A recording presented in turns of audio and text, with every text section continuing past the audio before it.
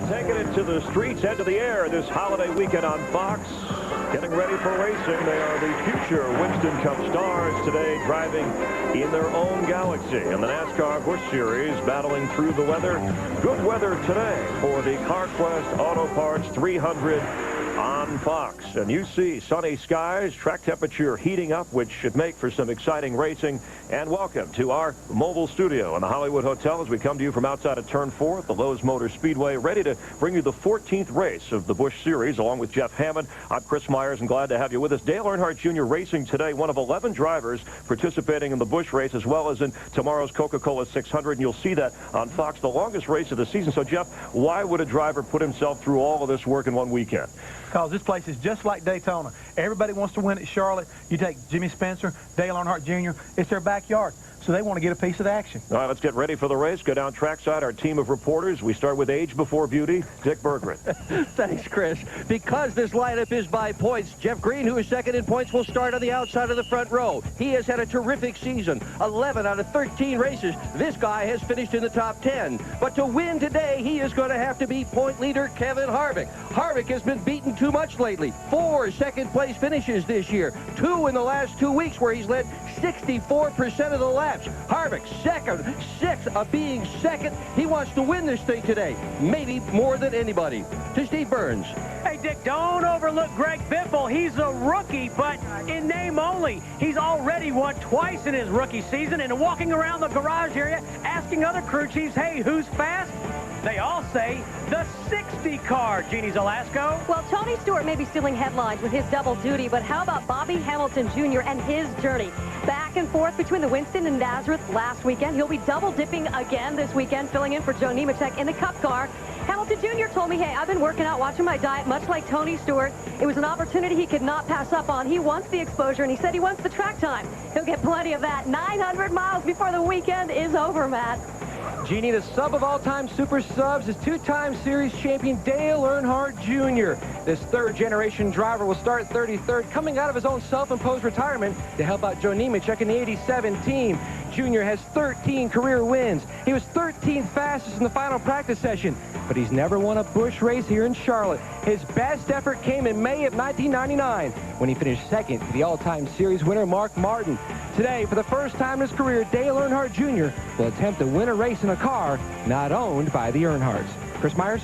All right, thanks, Matt. We'll watch for that, and you are trackside for the Command to start a huge holiday weekend of racing here on Fox. Now, ladies and gentlemen, please welcome back today's Grand Marshal, Kendall Fields, for the Command to start today's race. Drivers, start your engines!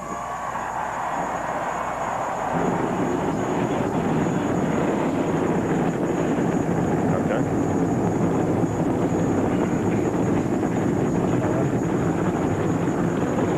All right, to take us through this race in tomorrow's Coca-Cola 600, let's go upstairs to Mike Joy, Larry McReynolds, and Darrell Waltrip. Thanks, Chris. Hello, everyone. Welcome to Lowe's Motor Speedway in Concord, just north of Charlotte, where today we'll race 300 miles, and tomorrow in twilight on Fox, 600 miles for the Winston Cup cars. Some of the drivers will do double duty, and Darrell Waltrip, a 5-time winner of this race, as well as 5 times in the Coke 600. Is that a big advantage here, especially to run both these races? I think what the big advantage is these Winston Cup drivers were on the racetrack just a little while ago. They got to feel this racetrack with the sun out. And most of the practice been done here with cloud cover, rainy, cool conditions. Some of these guys got out there this morning, these Winston Cup guys did. I think that's going to give them a slight edge going into this race. They didn't need any edge. They got the experience already, but that's a big advantage, I believe, Larry. In the big word, when you look up Lowe's Motor Speedway here at Charlotte in the dictionary, the first word you see after it is unknown. And we have it again, Darrell, because these guys, again, practicing in track temperatures that was 40 degrees cooler. These cars not going to grip today. There's no twilight today. We're going to have a slick racetrack. We got a lot of cars up front we're going to watch, but a car I'm going to watch, he was fastest in both practices yesterday, starting 35th. Jeff Burton, watch him. He'll be coming to the front. Is that your pick? I believe I'll take him. Okay. Who do you want?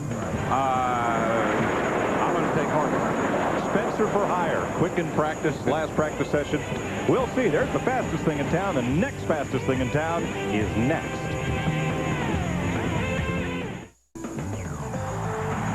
Welcome back to Lowe's Motor Speedway. Greg Biffle drove into our MBNA winner's circle last week at Nazareth, Pennsylvania. And comes here to Lowe's Motor Speedway, starting third, as he is third in point standings. Qualifying was washed out, so the first 35 spots went to the 2001 car owner points. And there's the top 10 in the Busch Series point standings. Positions 36 and 37 to the most recent winning car owners in the 2000 and 2001 season. And then the rest of the field set by the number of attempts each car owner has made. So here's how they line up with Kevin Harvick and Jeff Green on the front row. Greg Biffle, two-time winner this year, and again, won at Nazareth just last week. Mike McLaughlin, won the Talladega race, exciting race. Tony Raines, I think he's one of the most improved drivers and teams out here. How about Matt Kenseth? He won here at Charlotte Motor Speedway twice last year, in the 600 a year ago and in the October Busch race. Randy LaJoie, best Charlotte finish of 5th, and Kenny Wallace, who just finished that Winston Cup practice. Chad Little, he won this race in '95, but he only has one top 10 finish in 2001 at Daytona. Helton Sawyer finished 9th here last May. And Tim Fedowa makes his 18th start. Bobby Hamilton Jr. pulling double duty, 300 miles today, 600 miles tomorrow night, substitute for Joe Nemechek. What'd you call him, Spencer for hire? Sure. Won that Richmond race. Watch him today. Todd Bodine, 8 top 10s here. Hank Parker Jr., our California winner, working with a new crew chief today, Mark Tudor. For Lewis and Foyt, first race here for both of them. Shane Hall's there with rookie Marty Houston. Hey, there's David Donahue. Where's the bullseye, guys? Is it still on there? No, it's there. And what's this? Dale Jr. in a Busch race. There he is, Jeff Burton, last year's race winner, and making only his third Busch start in 2001. Ricky Hendrick makes the show on car owner wins, and these drivers are in on qualifying attempts. Stephen Marlin, Sterling Marlin's son, was 22nd at Nashville in his only other start this season. And Mikey, my brother's on pit road here. Something's wrong. Got the hood up. Been a while since he ran a Busch race. This only his 5th start this year. Last time was at Bristol. Finished 10th. I don't know what they seem to be messing with the carburetor. They must the air cleaner, they had it off. That's the cowl box that they're fooling with back there. Meanwhile, the field is getting ready for the green flag. 200 laps, 300 miles for the 43-car field. And a number of drivers had to go home, something we've not seen in many weeks here. Larry, you were given a statistic about how many cars went home last year and this year. What was those numbers? It was huge. Well, there's only been 2 cars go home this year. That was back at Daytona. Last year total, and we're almost halfway through the season, it was over 150 cars that was sent home.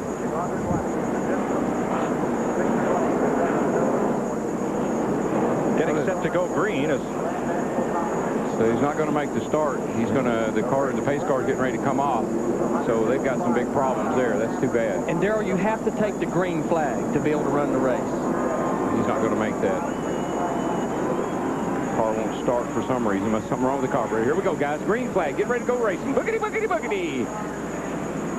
Starting on points, Harvick and defending series champ Jeff Green lead them down. Green flag, we're racing in Charlotte. And when you start by points, you always got some excitement because you got cars in the back that are coming to the front and cars in the front are going to the back.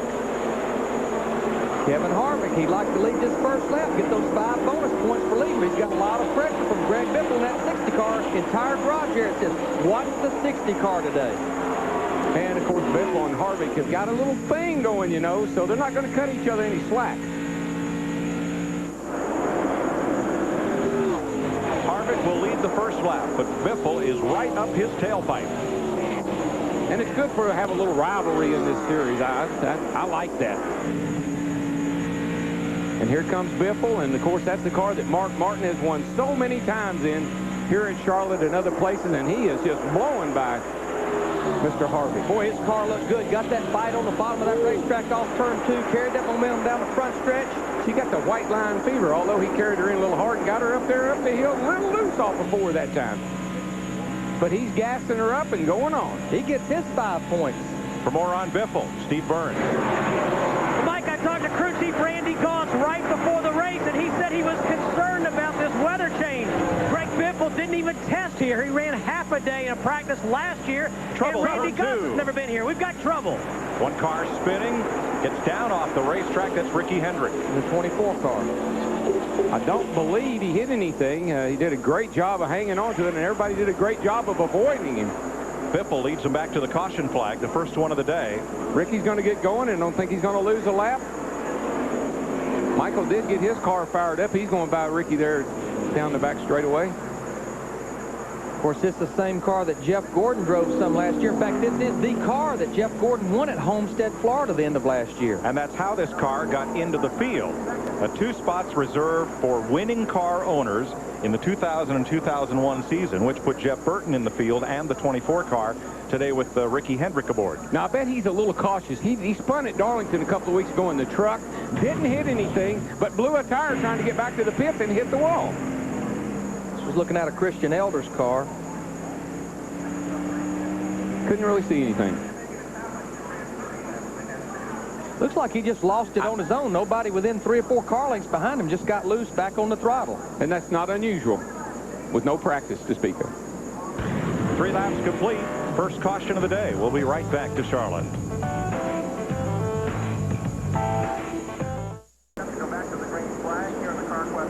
Ricky Hendrick back on the speedway as we finish up this first caution period of the day.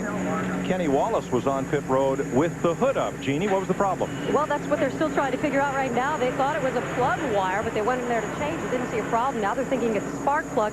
Coincidentally, Kenny Wallace had just said, geez, I hope we get a caution when they did get one so he could come in. But, of course, as I just said, they don't know what the problem is yet, so he may be on his way back in. And Ricky Hendrick didn't lose a lap, but he did lose a set of tires. And that could play out. That could be a big problem for him later in the day. And Michael Waltrip got going, but he is back on pit road. Yeah, that thing's running terrible. It was just barely running when it went by here. They got the carburetor off of it. And this race is going to restart without him. Again.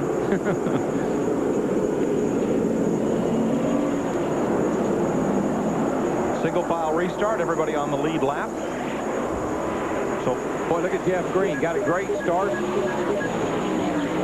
And what he did was perfectly legal. The green flag was out. You can pass the right-hand side. I don't know if you want to go there or not. I think it's perfectly legal. I'm just not totally sure, but I think that's... Trouble turn 1. A car up close to it in the wall. 63 of Shane Hall.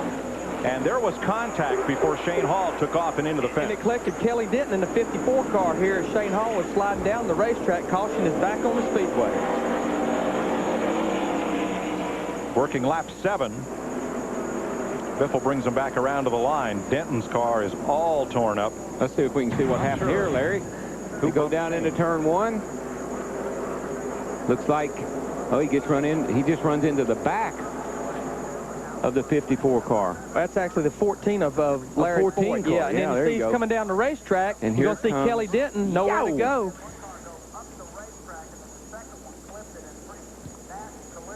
Get a little bit better look at it here. Close in a little tighter.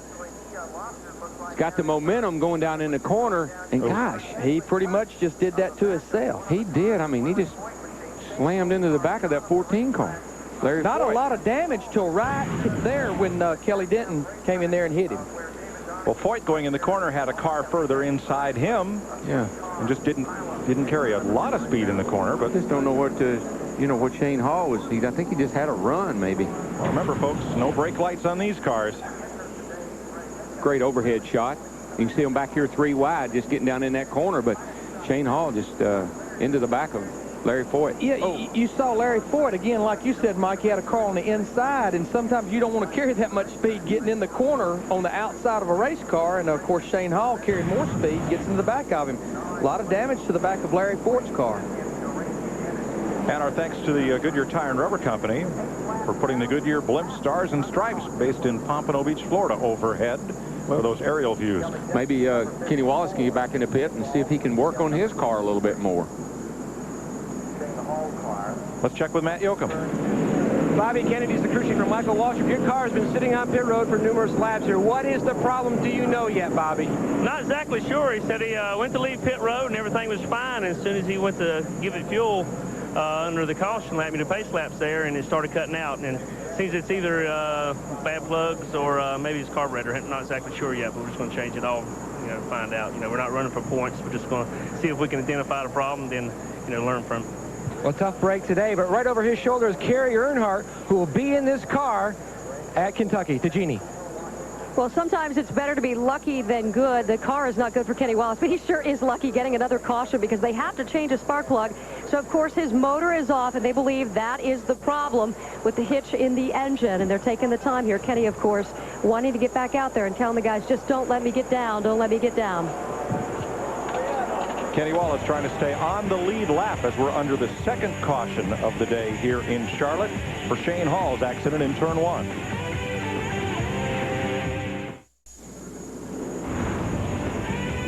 Here in Charlotte, a big weekend of racing on the Fox family of networks. Final Winston Cup practice follows us on FX, 3:30 p.m. Eastern Time. And tomorrow, NASCAR This Morning talks with track president Humpy Wheeler at 10 a.m. Eastern Time on Fox Sports Net. And in twilight to darkness, the Coca-Cola 600, NASCAR Winston Cup Racing's longest ride on Fox beginning 5 p.m. Eastern Time tomorrow. Larry Foyt getting some repair to the right rear corner of his number 14 after contact from Shane Hall that brought out the race's second caution flag while working lap 7. Would you look at the front of Kevin Harvick's car right here, the front valence. NASCAR made a rule change this week. You kick the bottom of the valence. The more you kick the bottom of that valence out at the bottom, the more front downforce you get.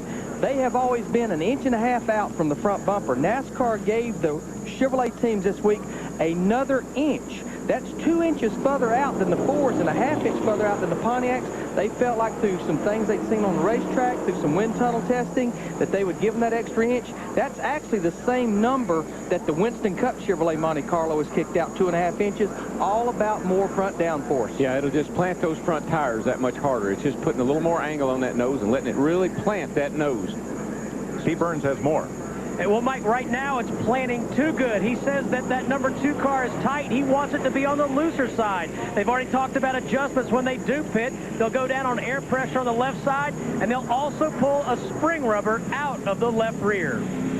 Biffle the leader, Harvick second, Jeff Green, Jason Keller, Jeff Purvis the top 5. Now, back in the old days, they would have just said, boys, you should have built the car that way. You should have put more downforce in it, and they would have done nothing to help you. But it's that parity thing and trying to keep everybody on a level playing field. Now, again, these teams, they can still run spring rubbers in the rear springs. And we're going to look here. This is going to be on the right rear spring. The spring rubber is a piece of rubber. Goes right in the coil of the spring right there. Right there. In makes that spring stiffer. What they're going to do on the left rear, just as we show there, they're going to pull the rubber out. That would be putting it back in. A lot easier on a pit stop, though, to pull a rubber out than try to put a rubber in. And probably it's about 15 pounds. This is what we would call a full rubber. In a front spring, that could be as much as 200 pounds added. A rear spring, maybe 25, 30 pounds. This would be a half rubber. In a front spring, that would be about 100 pounds. In a rear spring, maybe about 15 or 20. This would be a quarter rubber. Front spring maybe 50, 75 pounds. Rear spring maybe about 10 pounds. A lot of adjustments. Plus, they come in different hardnesses. You know, yes. That's the other thing. So, again, they made it a little more complicated. Just what hardness of rear rubber do you have in? All right, we'll complete lap 12 and go back to green flag racing. We've had few laps of that with 2 cautions coming in the first 7 laps of this race. I bet Harvick will be a little bit more up on the ready to go this time. He was protecting the outside just a little bit more. A little bit better. Kenny Wallace gets off pit road without losing a lap, but he's going to lose one at turn 2 as the field comes by. Yeah, they continue to work on that car, but apparently they haven't fixed it. That's Wallace on the inside. Thought they had a bad plug, but I think they've changed several of them. That's not an easy job. I talked to Todd Barrier, Kevin Harvick's crew chief, this morning. This is the same car that Kevin Harvick won with at Texas. This is the same tire that was run at Texas. A lot of confidence with that race car, but remember, we just talked about it. They have the valence kicked out another inch. That plants the nose more. They was going to make a lot of adjustments this morning. It seems like they maybe jumped the fence and the car's too tight now. Well, that 11 car there, it was really... Marty Houston was really backing everybody up. He was real slow through 3 and 4, and everybody was trying to figure out how to get it. Still having a problem with that car, and everybody's trying to work their way around them. Shane Hall, the car that brought out that second caution. Shane is with Jeannie. And he seems to be doing okay. Everything all right coming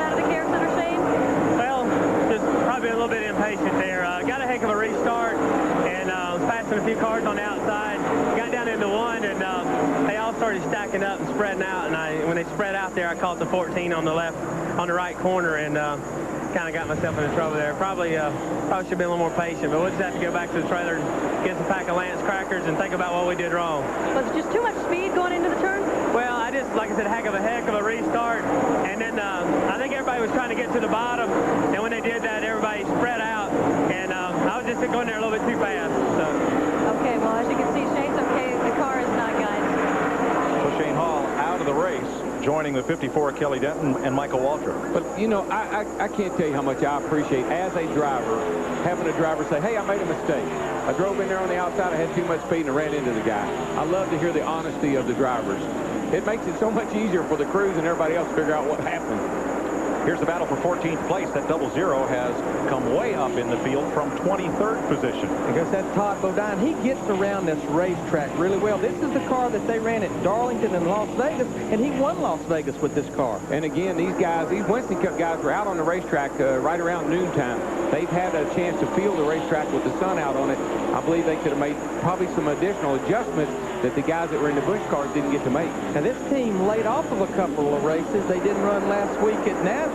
Next week, the owner of this race car, Buckshot Jones, will be in that race car, Matt Yoakum. Larry Mack, DW was exactly right. In fact, Gary Cogswell and the 00 crew were very busy. They were ready to take that car to the inspection line, but Todd ran over after the Winston Cup practice. We need to make this change, need to make that change. He felt something in his Winston Cup car that he thought would transfer over to his Busch effort. Well, that's happened to him several times this season, and with notable results. And there's two teammates right there, him and Jimmy Spencer, nose to tail. Right here, these two cats, I don't know that they're teammates. Not today. Not today. Good tomorrow. Good point. And just in front of them, Bobby Hamilton Jr.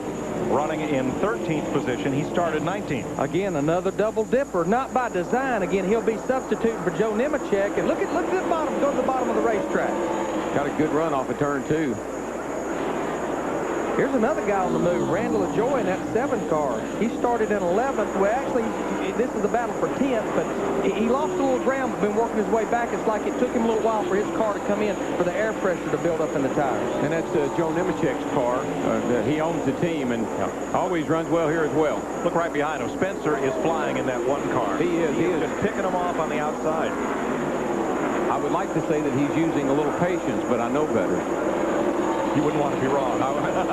He would definitely prove me wrong in a very short period of time.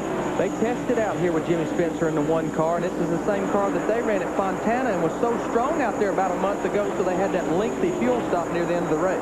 Larry, yesterday in the Goody's Dash Series race, the Tom Johnson 100, we saw cars that ran the outside, kept wound up, and were quicker than cars on the bottom. The way Spencer's attacking this racetrack, that kind of seems like his game plan. Well, it is. You know, even with a lot more power in these race cars, you can make that thing work up there. You can keep your momentum up. You're going to be faster, especially down in turn 3 and 4. You can run the high line early in these races and get away with it, and you can pass a lot of cars, but you better work on that car and get it around the bottom before the race is over with, because that's what it's going to take to win here. And those are the words of a 5-time winner of this race. 2 cars right here. Dale Earnhardt Jr. in that 87. Jeff Burton in that 9 car started way back deep in the field. Again, by the way the qualifying was lined up, and they're up there right now in the 21st and 22nd position. Junior just got real squirrely right there in the middle of the corner. Jeff Burton trying to take advantage. Something really squirreled up Junior's car. And it made Jeff Burton's motor look so strong, but the reason being he was back in the throttle, never had to get back out of the throttle. A lot of momentum down that backstretch. And sometimes you just, you get a great run, you get back in the throttle early, and you get the car coming, you just carry too much speed, and it'll brake loose and jump sideways with you. How about it, Jeff? What do you think? I talked to Dale Earnhardt Jr. just before the start of the race, and he was telling me, he said, yeah, my Busch car is pretty good, but I'm not real happy about the shocks. And we've been talking about shocks off and on all day. He's got linears on that car, and he's not really happy with that particular package.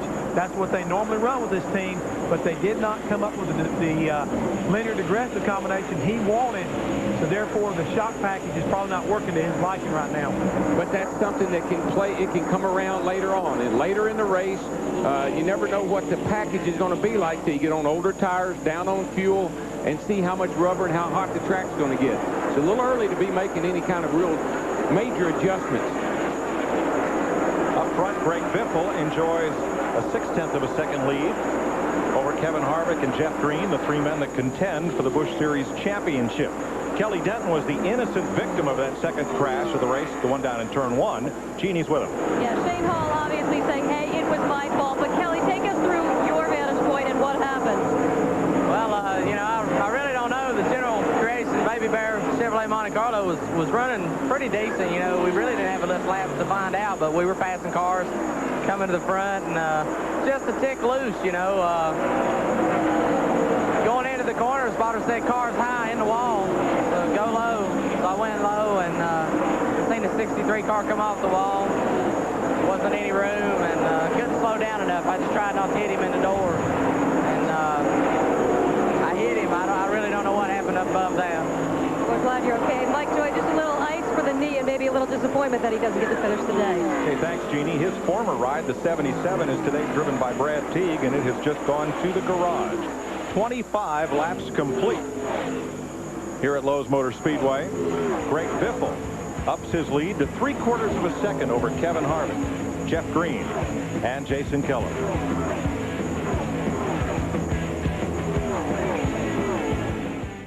Networks. Greg Biffle currently the leader, followed by points leader Kevin Harvick. Jeff Hammond, as we've been watching, you touched on Dale Earnhardt Jr. running in his first Busch race since Homestead of '99. Of course, he's won the Busch Championship a couple of times. One of 11 drivers who is double dipping in the Busch race and the Coca-Cola 600, which you'll see on Fox tomorrow. And a number of those drivers are making their moves after we had early 3 caution flags in the first 7 laps. They settled down. Exactly right, Chris. What you see going on right now is guys like Kevin LePage, Jeff Burton, starting way back, like 34th and 36th, are making their way up through the field. Todd Bodine, he's already up to 13th. These guys got a little practice this morning. They've got a lot more experience than some of these boys in the field, and they're making their way up to the front quite quickly. Meanwhile, Biffle trying to win his 3rd Busch race of this season, and no driver has done that. And these guys will be driving tomorrow. You'll see them on Fox in the Coca-Cola 600. Again, that's a 5 o'clock start with the pre-race show, and Dale Earnhardt Jr. will be our guest here in the Hollywood Hotel. Let's go back upstairs to Mike Joy in the booth. Jimmy Spencer, one of those double dippers on the left of your screen, still moving forward. Spencer started back in the 21st position. He is currently 10th, running 11 seconds off the lead. And Darrell, he continues to work that high line a lot of the time. Yeah, he's tried it really high off turn 4. If you want to watch one place on this racetrack, just watch those cars off of turn 4. You come out of there, and there's a little dip where the tunnel is underneath that turn. It actually throws the car right out against the outside retaining wall. Watch these cars come off here. Whoa! Whoa, every one of them just, the back end just about wants to tip the wall right there, kick the wall coming out of there. And then you got to turn it abruptly, almost make a big left-hand turn down to the inside of the triangle here. You're carrying so much speed right there. And that's why the high line will work sometimes. You get a better angle off of that corner. You don't hit that bump at such a severe angle. It'll make the car feel a little bit better to you. But I promise you got to get the car working around the bottom. Poor O'Dell Jr., he's got his hands full. He has tried to find a place where he could get all alone. His car is so loose. He doesn't want to race anybody, but he's so loose, he keeps backing up, but he can't find a place to get in line. You know what could be happening here with Dale Jr.? Jeff Hammond mentioned it to us earlier a while ago when we was at break. Joe Nemechek, the normal driver for that race car, regular driver, he runs here so good. They've had so much success. I'm sure Brian Patty, the crew chief, was just a little bit not wanting to make changes on that race car because of the success. But maybe the arrow. Whoa, look, it just, I mean, he's got his hands full. It's like he jumps in the gas and can't hold it down. Matt Yoakum, what's Brian Patty saying?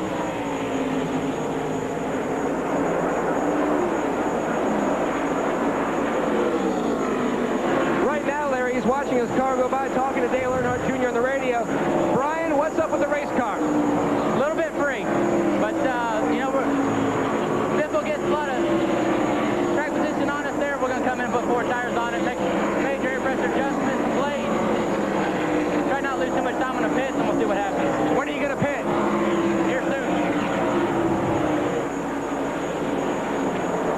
Race leader Greg Biffle working traffic as he comes off turn number 4 and cuts to the inside. As soon as Biffle gets up there, if he does, and puts Junior a lap down, they'll pit the car. I remember back to Atlanta, Nemechek was struggling, the car was loose, and they came in, made air pressure, track bar, spoiler, took a rubber out of the right rear, ended up winning the race. It is a little bit of a gamble, Darrell, short pit. And you know, if you fix your car in the race stage green, then obviously you're going to be better off. But a caution can certainly burn you. Steve Burns, what's going on? Hey, Larry, breaking news on the 2-car. The crew is on the wall. Crew chief Todd Farrier talking to the crew and driver Kevin Harvick. They think they have a flat right front tire. He's on pit road. He is on pit road. Randy LaJoie may have the same problem, Matt. And his teammate may have the same problem as well. The 87 car, Dale Earnhardt Jr. reporting he may have a flat tire. The guys have jumped up on the wall. Right now, Brian Patty's discussing things with Dale Earnhardt Jr., whether to pit now or ride a little bit and see if maybe that is indeed the tire or if it's just the handling of the race car, but they're talking about it on the radio. Well, Matt, they're going to put just right side tires on the number 2 of Kevin Harvick. Now they're going to make a 4-tire change now. They have decided to make a 4-tire change. They're having a problem on the right rear. Now tire changer comes around. Left side tire's on for Kevin Harvick. Again, a slow stop and a flat tire. Almost 22 seconds off pit road. Boy, that's your worst nightmare as a driver, to have a flat tire, got to pit early, and then have a bad pit stop. But in that situation, they needed to go on and put 4 tires on regardless. This gives them 40 laps up on the rest of the field, and the best thing that can happen to them is to cycle through the pit stops, green flag stops, should it stay green in about 20 laps, 20-25 laps, and then maybe catch a caution. I've been watching this 21 car, Mike Skinner. He's up in 3rd place, started in 9th. And what Mike's been doing, he's had a fast race car. He was fast in practice. What he's been doing, he's been moving his line around. Now, I've watched his times on the stopwatch. They've been fluctuating. But when you're running by yourself, that's what you do. And you ask your crew chief, you say, how's my times up here? I'll run high that lap. You find out where your race car is the fastest. And right now, he's been substantially faster than the leader a lot of laps. And it's showing because he's right on Jeff Green's back bumper. Will be here momentarily. And, of course, Biffle's not that far ahead. So he's definitely closing up on the lead pack, on the lead 2 cars. And I mentioned his teammate, Kevin Harvick, struggling in practice yesterday. Todd Farrier, Harvick's crew chief, told me what they did. Harvick's back in the pits, Larry. Steve? Well, Mike, they thought it was a flat right front tire. Now Kevin Harvick thinks it's a busted right shock. So they're bringing him right back down pit road. More trouble for Kevin Harvick. Well, if they're lucky, it's the shock and not the shock mount. The shock, you can bolt one on, but if the shock mount's broken... And I was watching that car. It looked like the front end was bouncing a little bit as he came down pit road. So they're going to raise the hood here and look at the shock. You know, these shocks, they're pressurized. They have gas pressure. Sometimes you can break a valve off, run all the pressure out. There's a lot of things that can happen to a shock. Front shocks are okay. Didn't take them long to look. I tell you, it can be a confusing thing. I've had a left rear. You can have a problem with the left rear, and it'll make you think it's on the right front because the car transfers across back right to front to left rear. Back to Steve. Darrell, you're exactly right. They looked at the right front shock. Now they're underneath looking at the left rear shock, and they are going to change it. Left rear shock, and Kevin Harvick kills the motor. And here comes Dale Jr. on pit road. And this is expected handling problems in the Nemechek car for Dale Earnhardt Jr. And again, you got to remember, we've heard it over and over again. This track is so weather sensitive. These guys have not been on this racetrack under these conditions. How about it, Matt? Well, Steve Dixon and Dwayne Bigg are going to work on the right side of the race car. This will be a 4-tire stop. Brian wanted to adjust the car this time with air pressure to try to fix the handling of this race car. Again, they weren't sure if the tire was going down. Whoa! And the car has fallen off the jack. A tough break. He has stalled the car and fallen off the jack. Trouble. 2 cars have crashed. Stedman Marlin is one. I think that might be Brad Baker, the one spinning toward us closest to camera. They were racing a lap down for position and have crashed at turn 4. 3rd caution of the day. Of course, Dale Earnhardt Jr. being a victim to that. Absolutely. Just what you would, what your worst nightmare, Larry, as a driver and a crew chief, make your early pit stop, and while you're in the pits, a caution flag comes out. 2 young graduates of Nashville Speedway, Darrell, coming to grief here in turn 4. Yeah, that's not the first time they've run into each other, and more than likely won't be the last. Harvick's away out of the pits, but he's lost lots of time. See what happened here. He's going down the backstretch into turn 3, the 95, Stedman Marlin on the inside, Darrell. He's down underneath Baker, and they get real. It's that classic suck the back end of the car on the inside around and take the air off the spoiler. You got to have a really good handling car when you go down in the corner underneath somebody like that. Even though you got the preferred line, that car on the outside will suck you around sometimes. Definitely looked like Stedman Marlin's car moved up, not from him turning the steering wheel, but as you're saying, just the arrow sucking him up there. Got loose and pulled the back end out from under. And for more on Dale Earnhardt Jr., here's Matt. Mike, could be another problem developing on the 87 car. Dale Jr. reported in that the reason the car rolled forward and rolled off the jack is that he believes the clutch is gone. So the problems could just be starting for the 87 car. Well, it's a strange, it's a new car. You know, I hadn't driven the car much, and there's a lot of things that can go on in the driver's compartment. Maybe you have to hold the clutch all the way down hard against the stop. There's a lot of things that could be going on.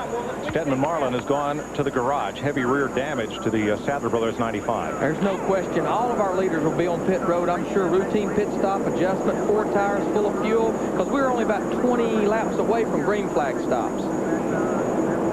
Let's go down to Dick Berggren with our 7-Eleven pit stop.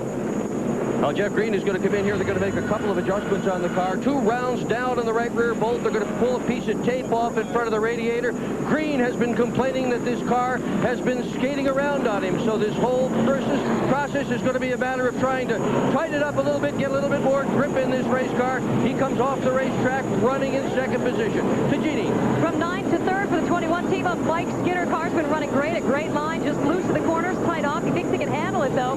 Getting 4 new tires with an air pressure adjustment and all the fuel he can handle, Steve Burns. Jeannie, the 60 car of Greg Biffle getting 4 tires. They're going to add half a pound of air as the 10 car of Jeff Green is also down and away. Biffle wins the race off pit road, followed by Green. Kenseth had a good stop, too. He's out right there with the leaders. Yeah, he came out in 3rd position. That's somebody you don't want to count out in this race, I can tell you. He runs well here, as we all know. Never count Matt Kenseth out at Charlotte Motor Speedway. 3rd caution of the day here at Lowe's Motor Speedway, as you see Stedman Marlin and Brad Baker go spinning.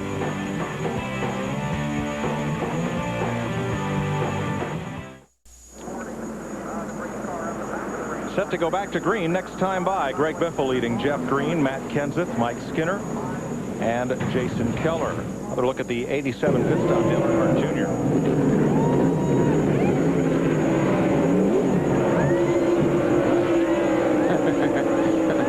Hi, Larry. I like the little guy, but I don't think there's a clutch problem. I think there might be a gas pedal problem. I'll say the clutch came out and the gas went down. I think so. The left front tire changer raised his hand. Yeah. That's not the signal, but in anticipation of that, yep, off we went. Matt Yoakum. Well, Jeff Burton pitted in 13th position, came out 12th. 4 tires. Tommy Morgan told me, the crew chief, that they had anticipated the track being much looser, so they put a spring rubber in the left rear. They pulled it out and made an air pressure adjustment on that stop. To Jeannie. Track bar down 1 turn and working on the shocks as well for the 17 car of Matt Kenseth. But maybe what's most notable is when Matt came in, he said, hey, let's make a tire change. I mean, really change it. Put the rear tires on the front and the front tires on the rear. Whatever you say, Matt. Dick? Jimmy Spencer is pitting just in front of Jason Keller. There's an opening behind Keller. Johnny Allen from Spencer's crew came up to Keller's crew and said, look, pit a little bit further back. They wanted more room to make sure that Spencer didn't get trapped in. Spencer also needed a little bit more front grip. They tried to adjust the car with air pressure, and we go to Steve Burns. Well, the green flag is out, and we can tell you that Kevin Harvick is back on the racetrack, but 5 laps down. That shock, in fact, did not break. Where the shock mounts, a bolt simply came loose. The shock was flopping around. They tightened it back up, and he's back on the racetrack, but he's not happy about it. Those are the kind of things that cost you the point lead. They are, and I tell you, when they were coming to the line, Harvick, he was all in the side of that 60 car, like he was reminding his old buddy, watch this. Watch, here they come, here they come. Now watch Harvick. He goes over here and he says, hey, bud, kind of owe you. You remember me? I owe you a little something. Could you cut me a little slack? I'm 5 laps down. Need a little help here. Didn't happen. Remember when he wouldn't let Biffle back on the lead lap a couple of weeks ago? Oh, trouble over in turn 2. Christian Elder. He's up against the outside retaining wall. Everybody's kind of finding their way by there. Chance for some people to get a lap back. Is Biffle going to let Harvick back on the lead lap? Or back don't think yeah, so. Here he comes, and he does. He did let him back. Yes, sir. 1 of 5. But he's so many down. Yeah, he'll be 4 laps down now.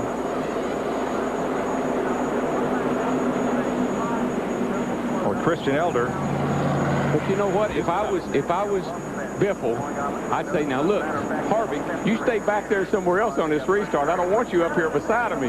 But I'm thinking Harvick's going to say, I got to get back up there and do that again. 4 more times. 4 more times, but listen, Every time you do it, that's better. he's better off than he was. Absolutely. He's a mile and a half ahead of where he was.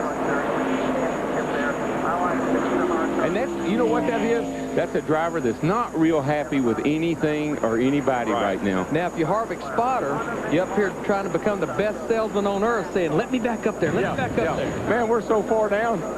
Looks like Christian Elder up on the high side just got loose and right up in the outside wall. And I was just over their shop. They're here on the Speedway property the other day, and the crew chief was telling me, said, kid's done a good job. He hadn't torn up any cars, and we're just trying to get him some experience. He's Elton Sawyer's teammate that drives the 98 car. And nice-looking equipment, good cars. Brad Aiken is a car owner, and I tell you, the team's been doing a good job. And Mike Skinner in the 21 car's back on pit road for some reason. Now, that is not expected. Let's go back to New Hampshire, where Kevin Harvick had the lead. Biffle wanted to get back on the lead lap as they raced around to caution.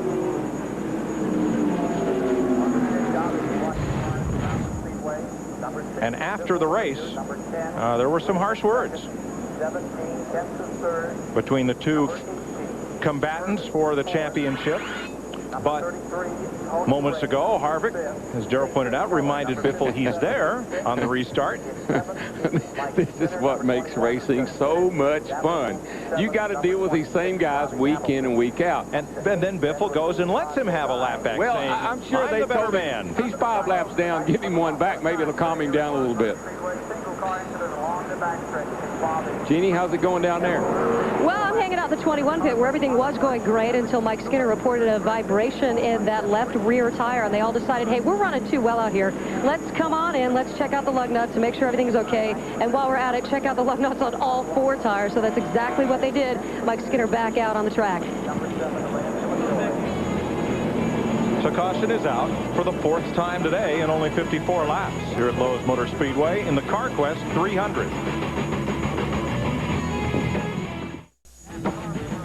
Fox welcomes you back live to Lowe's Motor Speedway and a half of a brake rotor. Jeff Hammond. Ooh, that's hot too, baby. I'm telling you right now.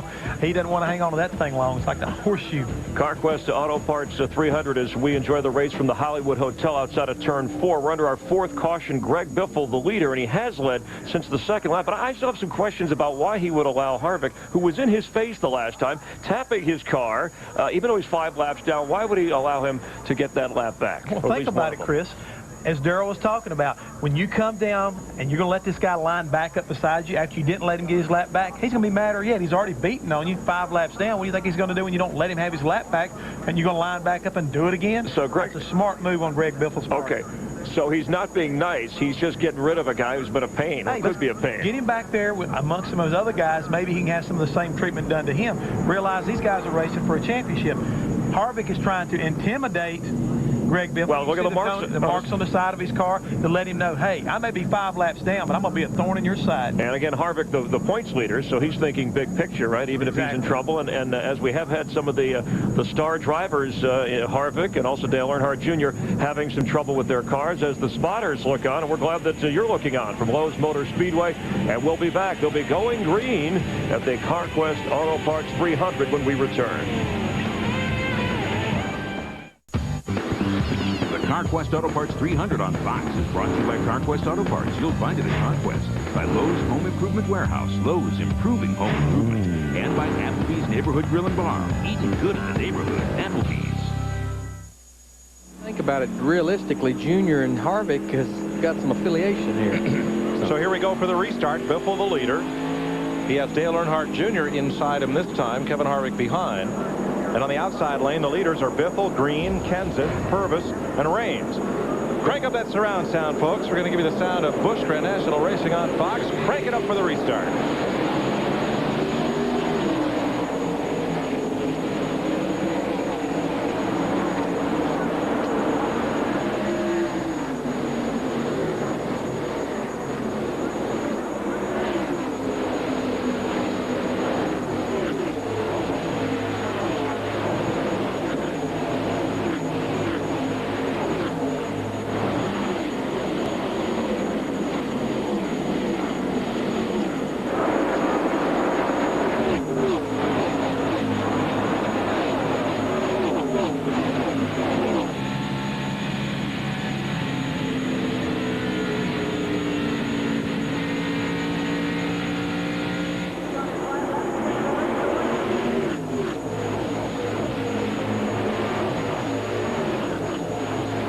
Kevin Harvick gets another lap back from Greg Biffle. Well, Biffle got below the white line, got those left side tires, saw it shoot his car off the racetrack.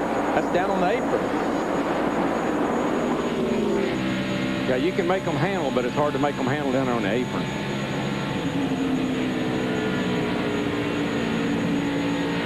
Let's have a look at the restart between Jason Keller, 57, and 33, Tony Raines. Whoa, they get big time. Wow. Steve Burns. You're going to make big changes. Michael Kadlicek, the crew chief. What'd you do? You guys are flying. We changed everything. This bear car basically sucked at happy hour, to be honest with you. 4 shocks, 4 springs, front sway bar, the nose weight, the cross, and the track bar. Everything but the paint job. Let's go to Dick Berger. Well, Christian Elder is out of the care center, and you're okay. That was an awful hard hit. What kept you okay? Well, the Tom's device really helps a lot. It helped me from having to echo all the way forward. It was pretty much a side impact, but whenever you're going that fast and you hit something stopped, you're always getting slung forward. So I really believe in it everywhere I go. Okay, glad you're all right, bud. Thank you. Biffle's generosity comes to a halt as he works his way past Kevin Harvick, and Harvick loses the lap he just regained on the restart. I believe this is the most composure that I have seen Greg Biffle display so far in a Busch race.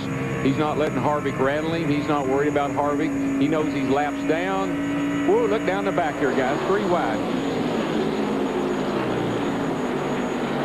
That's Skinner trying to catch back up in a hurry. Yeah, this is a battle for 20th. Remember, he was back on pit road, 3 wide off the corner. He was back on pit road. He took on his second set of tires under caution. He only had 1 set of tires left to run this last 135 laps of racing. And Hank Jr. in that 36 had a good run on the outside. As you watch from Hank Jr. and you hear Dan Cagle, his sponsor, crew chief Billy Naswitz, that engineered the California victory for Hank Parker Jr., let go this week by that team. Jeannie, is the vibration gone on a 21 car? Absolutely, the vibration is gone. They believe, as we've seen from week to week, it was just a situation with the tires. So they put new sticker tires on there and everything's fine. He made one quick stop in here again, guys. I don't know if you noticed, just to top off for fuel. They just keep telling him, relax, we've got lots of time, we've got a great car. He topped off, and so did Jimmy Spencer. They had nothing to lose. They was at the back of the field. These cars can run about 70 laps on fuel. They topped off with about 140 to go. That would allow them, should we stay green, to make one more stop. Everybody else would have to stop twice. And on a super speedway, when you start dropping that air pressure down, you can pick up a vibration. The big tire, the outer tire, with the inner liner, sometimes you can get them unhappy. They don't marry up well together until the pressures build up, and you can have a vibration. 2 cars that have come storming through the field are this one, Jeff Burton, the number 9, who started 36th, and the 71 of Kevin LePage, who started 34th. And they're now up there running in 7th and 9th. And Burton especially has done a great job of flying his way up toward the front. There's LePage as well, who's come from deep in the 30s up into the top 10. And I do believe another car that's made incredible improvements, and I've seen them do it before, is that 87 car that Dale Jr. is driving. He's able to hold off Biffle right now. He couldn't even keep the car on the track earlier, so they did make some good changes on that car. Biffle's closing up on him, and I think he's probably faster than Dale Jr., but still, that's an incredible improvement over what he had earlier. Junior is in that 87 car because Joe Nemechek, its owner and regular driver, was injured in a practice crash a week and a half, almost 2 weeks ago now, up at Dover, Delaware. Cut a right front tire down testing. Close. Sorry, Darrell, that was close. Sorry, Darrell, go ahead. What was that? You're talking about what happened to Joe Nemechek. Oh, yeah. He cut a right front tire down at Dover and said he'd never hit the wall so hard. The MBNA cam on board Purvis car, and on pit road, 66 Tim feet away. Jeff Burton in that 9 car, after another position, takes over 6 from Jeff Purvis in the 18 car. He is flying. Dale Earnhardt Jr. gets 1 lap back. Now he's back 2 down. Let's get an update on the owner of that car, Joe Nemechek, from Matt. The Atlanta winner sitting up on top of your pit box. How tough, Joe, to sit on top of the pit box knowing how good that race car normally is? It's pretty tough, you know. Dale Jr.'s doing an awesome job for us. Just got behind there a little bit, but this isn't the place I want to be. I want to be out there. What's going to happen next week at Dover? I know this car was scheduled to go to Dover. We had a good test there a few weeks ago, and you know, Dale Jr. just got a little different feel than I have, so we had to change the setup a little bit, and we changed a couple things this morning, and I think we got him just a little bit too loose. Cloud cover's making a big difference now also. Let's go to Dick Bergman. Dick? This run by Greg Biffle is absolutely remarkable. He had never raced here before. He had no test here. The only laps he had taken at Lowe's Motor Speedway were 60 laps at about 60% throttle in a radiator test. To find the line, he just looked at where the black tire marks were and did his best from there. And although he had the notes from Mark Martin, the most successful Busch Series driver ever here at Lowe's Motor Speedway, they did not use those notes. Biffle and Randy Goss decided that they would be better off with their own stuff. Goss' words, he matched springs to the computer in Biffle's butt. They've done this whole thing on their own. What a remarkable run this afternoon for Greg Biffle and his crew chief, Randy Goss. Well, that may be true, but that car has that same off of turn 4 right on the white line off of that corner, just like Mark Martin has had here time and time again. So whatever they've done, it suits Biffle. It's just like you heard Nemechek say. Dale Jr. doesn't like the car the way he liked it, and Nemechek's usually a contender. But Biffle's car looks incredibly strong, like Mark always does here. Him and Randy Goss, his crew chief, they was together in the Truck Series. They've got that chemistry. They know what each other's thinking. They can look at each other and know what the other one's thinking. I had crew chiefs like that, and I usually didn't like what I thought they were thinking. Just hamming one of them. Yeah. I could look at him and tell what he was thinking, too. Greg Biffle has opened up a lead of 1.86 seconds on Matt Kenseth, Jeff Green, Jason Keller, and Todd Bodine. Then it's Jeff Burton, Jeff Purvis, Kevin LePage, Randy LaJoie, and Bobby Hamilton Jr.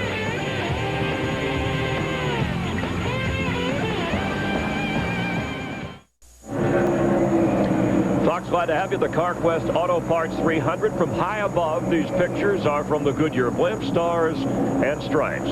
Goodyear is the exclusive tire supplier for NASCAR. As you get a good look at the Lowe's Motor Speedway, more than 170,000 will be here tomorrow for the Coca-Cola 600, which you will see on Fox. The Busch Series continuing next Saturday on FX, 12:30 Eastern from Dover, Delaware. And then from Kentucky, Under the Lights the following week, also on FX, June 16th. And then in Milwaukee, July 1st, 12:30 Eastern on FX. And Greg Biffle currently your leader here as we go to lap 80 of 200. And Jeff Hammond, earlier we heard Joe Nemechek talking about Dale Jr. in the car and how a different feel for a different driver. Brian Patty may have a different opinion of how a car should set up. As a former crew chief working with a driver, if you believe him in the car and the setup, is there a concern if a different driver is sitting in there that maybe doesn't agree with you? What you're really looking at here, Chris, is not a driver not agreeing with you, but sometimes trying to understand that fine-tuning. When a driver comes and says, hey, the car's a little loose, the car's a little tight, sometimes you use a number system like 1 to 10. You say how tight it is or how loose it is. Your normal driver like Nemechek may say, hey, it's a 5. Dale may say it's a 5 also, but the way Dale's deals are 2 different situations. And because of that explanation, the crew chief reacts to that totally different. So each time you talk about chemistry, it has to kind of work that way where the guys understand one another implicitly. And Jeff Green making a move on Matt Kenseth. And Darrell has some thoughts on the chemistry and what we're talking about up in the booth. Go ahead, Darrell. Well, setup-wise, I mean, some drivers like to drive the car into the corner, way down in the corner, stay in that throttle and really drive it down in there hard. And that takes a little bit of a different setup than a driver that maybe backs out of the throttle early, gets out of the throttle early, and then runs the corner all the way through the corner under power. And it too takes a little bit different combination to accommodate a driving style, and that's where the driver and the crew chief have to get on the same page. What is this driver doing differently than my other driver was doing? Because I know I got a good race car. Biffle is a good example. He's driving Mark Martin's car, and it looks like Mark Martin's car, but they've got a different setup. We're at 82 laps. Biffle enjoys a 3.7-second lead over the new second-place car, Jeff Green. Matt Kenseth, Jason Keller, Todd Bodine, then Jeff Burton, and back at 11th place, Tony Raines, who's had a run of good finishes in the 33, trying to hold off Mike Skinner there in the red and white 21. I'm sure there's a lot of cars out there that don't want to see the caution flag, but again, I got to stress, and we got to talk about it. Mike Skinner, these guys, they need this thing to go green because under caution, NASCAR only gives you 3 sets of tires to change. They've already used 2 of their sets. Now, under green, you can change as many as you like, but they've already used 2 of their 3 sets. We still got 115 laps to go. Pulling up on Bobby Hamilton Jr. and ahead of him Kevin LePage. So this now becomes a battle from 9th on back. There you see Mike Skinner restarted after having a pit in 27th and in just 23 laps. That's quite a movement all the way up to 12th, and he's working on 11th hard right now. Same car that Mike Skinner ran so well with at Texas about 2 months ago. Let's go up to 4th place where Todd Bodine has caught Jason Keller. Keller, winner at New Hampshire, and Todd Bodine, who knocked off a couple of wins real early in this season. Let's go to the pits. Earlier in the race, Todd Bodine was reporting in that his car was very tight, extremely tight. They pitted on lap 48, took air pressure out of both left side tires, trying to open up the stagger to help the car turn. The car is much better in the center, but still pushing off the corner. Right now, currently riding in the 5th position. What they're talking about doing, they talk about stagger. That's the difference between the size, the diameter of the left side tires versus diameter of the right side tires. But on the radio, you can't change that. You got to kind of trick it, Darrell. But so you can lower those left side air pressures, and that's like taking spring race out of the left side tires, and it will make that car turn through the middle of the corner. Yeah, and it'll give those left side tires a little more grip. You know, put a bigger footprint down on the racetrack. You lower the air pressure down, so you get a little pressure and increased grip, increased stagger, and Harvick has been closing down on Biffle pretty darn good, and I'm not so sure he's in a little bit quicker than Biffle is right now. And he has been testing the racetrack. He's been all the way against the wall. He's been around the bottom. He's been around the middle. He's trying to see where his car likes to run. And you know what I like? Larry, he hasn't given up. He's 4 laps down, but has he given up? No, sir. He's up there. He's going to get him another lap back if he can. That's big picture championship. That's the attitude you got to have. It don't matter if you're 25 laps. And there he goes. You got to keep the mindset. I can make everyone else laps up. DW, you made a few laps up once in races in your career. Oh yeah, I mean you get behind, and really and truly, one of the greatest wins you'll ever remember is remember that day I came from 5 laps down to Charlotte to win the race. That's what memories are made out of. And how important that is to keep a driver a lap down. If he can't pass the leader, he can't gain any more positions. But if he passes the leader, he can pass everybody that's on that next lap down. He can gain another 5 or 7 spots during the course of the rest of the race. So if Biffle can keep or put Harvick back down again that extra lap, so much the better for Biffle.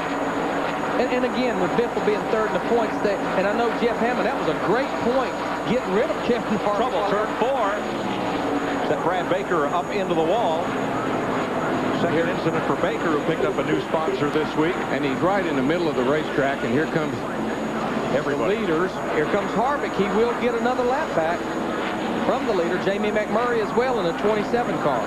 Now he's 3 laps down. So caution at lap 90 for Brad Baker into the wall at turn 4. He's now pulled away down to the track apron and may make it back to the pits. He just thought he was having a bad day when he and Stedman Merlin got together earlier.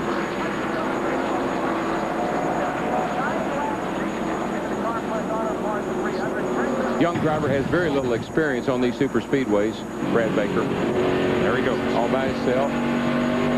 Our leader, Biffle, actually had to go by all the way down on the flat part of the racetrack to get around that car that was stuck right in the middle of the racetrack.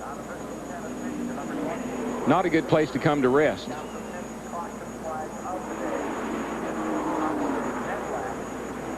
A lot of damage to that car. He brings it to pit road. And he's gone past his pit. He's headed, I believe he's headed for the garage. Yeah, he's got parts. He just saw his brake rotor. I don't think he's probably got any brakes. I just saw a big hunk of it. Officials run out on pit lane to get it now. Boo, don't pick that up. There you go. He's going to kick it off in the inside. We're 9 laps from halfway, and they have 40 laps on their tires, and they are coming to pit road. Now, let me ask you something, Larry. When Harvick came out of the back out on the track 5 laps down, did you think at this point, just 100 laps later, that he'd be 2 of those up? I knew he was going to try, right, Mac Yoakum? That double O is in, Larry McReynolds. More adjustments on Tom Woodhine's car. They're going to make a slight air pressure adjustment in the right rear. The car was getting better, but it's still a little tight off the corner to Genie's Alaska. Well, Larry, Mac, you were talking about stagger before, and Matt Kenseth was trying to outsmart it. He had them put his rear tires on his front. He radioed in this time and said, let's not do that again. Let's keep the front on the front and the rear on the rear. He took 4, Steve Burns. Genie, 4 tires and an air pressure adjustment for Greg Biffle. Get all the gas they need in, and he is off pit road, followed by Jeff Purvis in the 18. Now, who won the battle off pit road was Mike Skinner. Why? He changed no tires. He cannot put his last set of tires on with 109 laps to go. Fuel only. They needed to put fuel, but boy, that's a lot of laps on those tires, Darrell. He's in big trouble.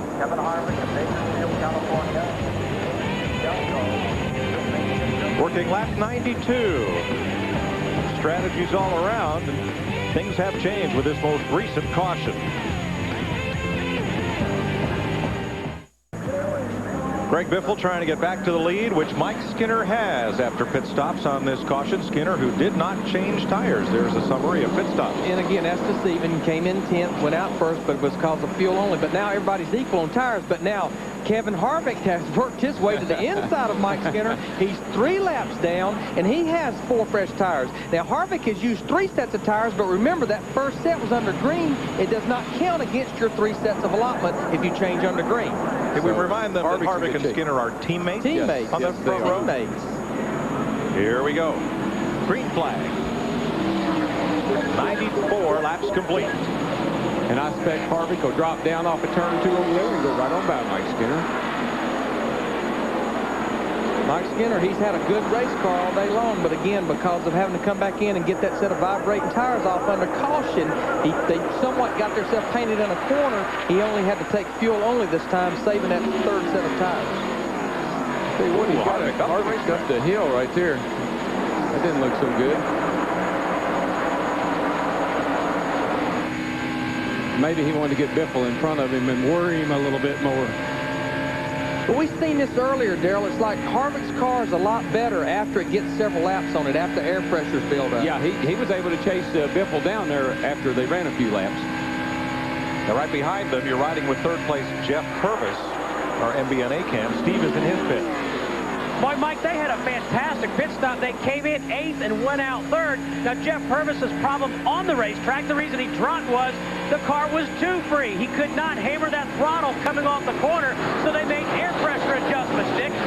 Jeff Green had a lousy pit stop. The reason for that was the rear tire changer and his gas man collided here on pit road. They both lost their composure, and they wound up losing a couple of spots. Jimmy Spencer, meanwhile, got stuck in his pit. Jason Kelly gave him all the room he had asked for, but Spencer still had to back up before he could go, so he had a long stop. To Matt. Dick, Jeff Burton has climbed to the 5th position. He's been trying to dial in that number 9 race car. Right before that caution, he was working on the brake bias. During the caution, they made a 4-tire stop. They added 1 pound of air in the right rear tire, and they lowered the left rear, a half a pound. The Genie's Alaska. Well, Matt, big sigh of relief in Matt Kenseth's pit. His right rear tire was actually going flat as he made his way down pit road. So we got new ones all around with tire pressure adjustments in the rear as well. One pit crew member told another I overheard, you know, I can't believe we're doing this well considering all this drama we just had. Mike? I'd say he's up to 4th place. Look at this. Whoa, look at Purvis. He ran out of racetrack up there coming off turn 4. That place where you just, the wall sneaks up on you. Darrell, you were showing it earlier. You run out of real estate. If I was going to buy me a ticket, it'd be right down there where I could see him coming off of turn 4. Because that's where it gets sighting. Well, we got a battle for second here. Mike Skinner in the 21, Matt Kenseth in the 17, Jeff Green in the 10. Remember, Skinner has about 30, 35 more laps on his tires. He's running that high side. He's able to carry the momentum up in the middle of the racetrack, in the middle of the corner. But that's so hard when you got 35 more laps on your tires. Well, the track's bigger up there. You don't have to turn it so much, so you don't have to have quite as much grip to run up high. When you're down on the bottom, you gotta have the grip, and you gotta be able to stay in the throttle. Up high, you can take those older tires, and he's doing a great job of hanging in there with what he's got. But Jeff Green takes the spot away, 2nd, or rather 3rd place. Kenseth 2nd, Green 3rd, now Skinner 4th. Let's watch this from Jeff Purvis's onboard camera. That's what you call pedaling it right there. You have to make it turn with the steering wheel and the throttle. That's right. That's a nervous foot, nervous Purvis.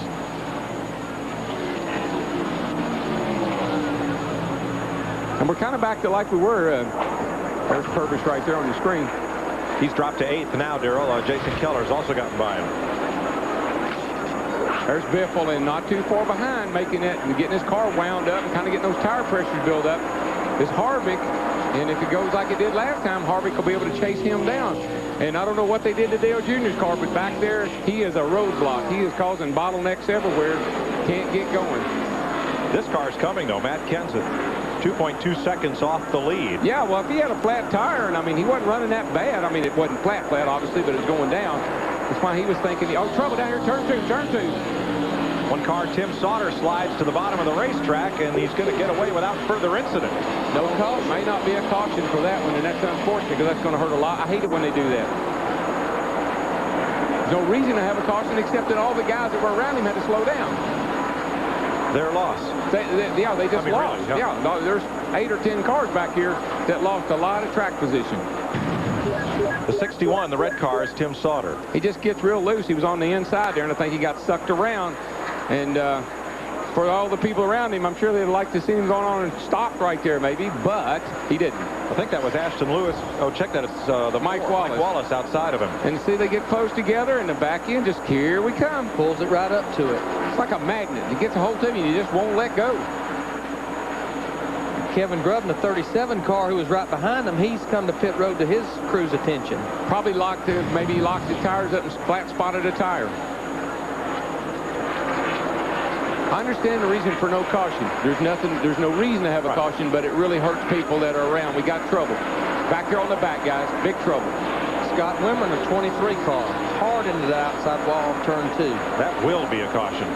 And that time, Harvick did not get a lap back. That caution came right here at the line, so he didn't have a chance. At 104 laps, the 6th caution of the day. Scott Wimmer, again coming off turn 2, Darrell. That's been calamity corner today. It has.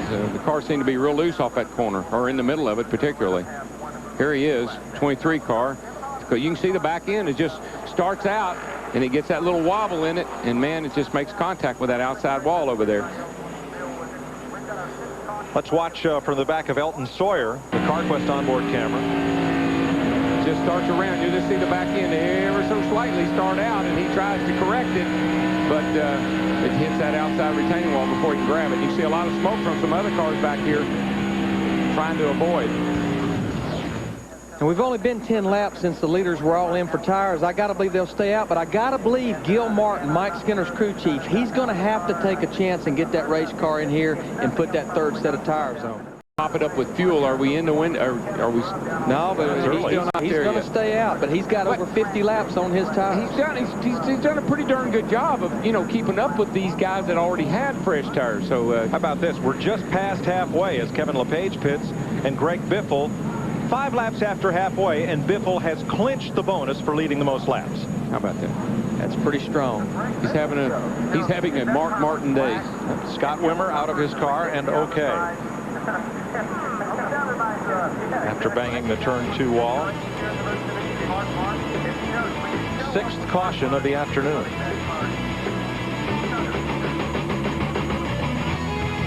Tim Sauter, Chad Little on pit road. Under this caution, Jamie McMurray and Larry Foyt.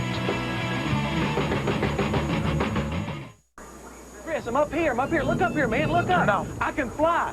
I'm in Stars and Stripes. You know, the Goodyear blimp?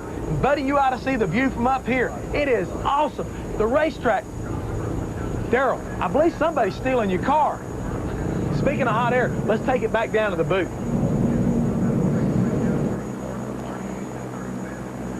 Were you talking to us? No, he wasn't talking to this Daryl. It must be my other brother, Daryl. Jeff Hammond, our eye in the sky. Do you know he blew that up himself? There he is waving. Yeah, he blew that blimp up himself. That's why they use him. He's up there just in case it gets a little leaking or something. He can air it back up. That's the Goodyear blimp, Stars and Stripes from Pompano Beach, Florida. Thanks for the great views. Well, we've seen this movie several times today. Greg Biffle leading the race.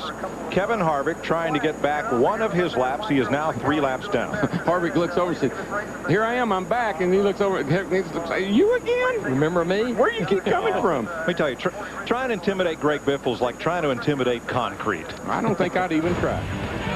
Later today, you'll see Winston Cup final practice for tomorrow's Coke 600.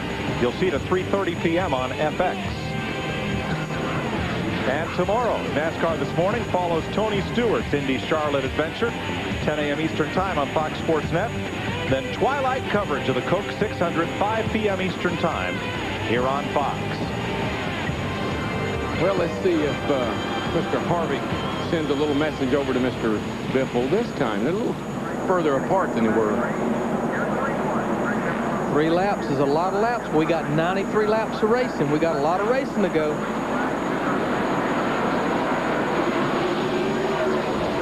And they both get a good restart. They do. Harvick's got the somewhat of an advantage.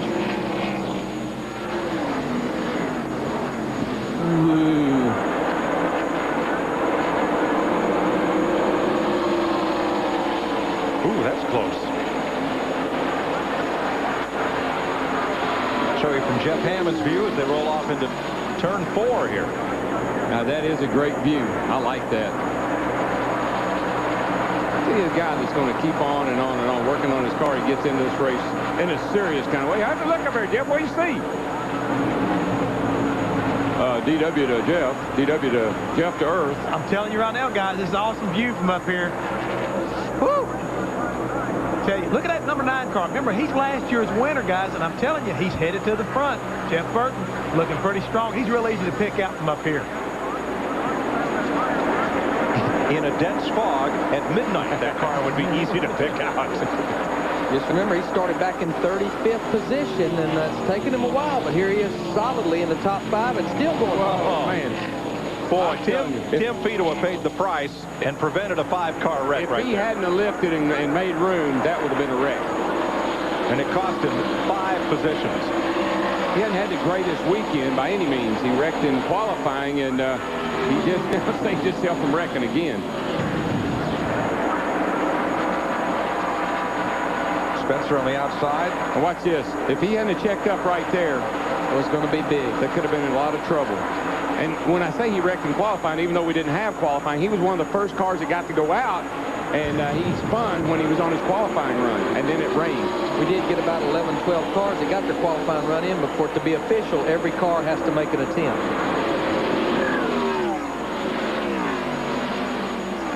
And again, we're into one of these runs where the longer we go, the closer Kevin Harvick has gotten to Greg Biffle to try to get one of those laps back. And looking behind this pack, here they come 3 wide as they come into view. Spencer side by side and 3 wide behind them.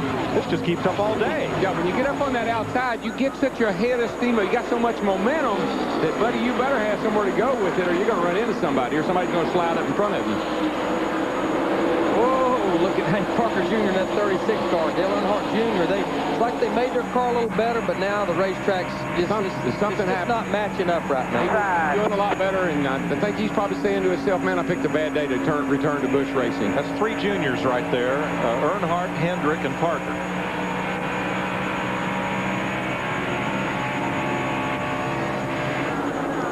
Back up front, Mr. Lonesome there is Greg Biffle with a full second lead on Matt Kenseth. Steve is in his trouble down here in turn 2, but I don't think they're going to wreck. Nope. That's Ricky Hendrick, 24 car. He was involved in that first caution back on lap 3. I believe he got a little loose and somebody booted him, but he didn't wreck.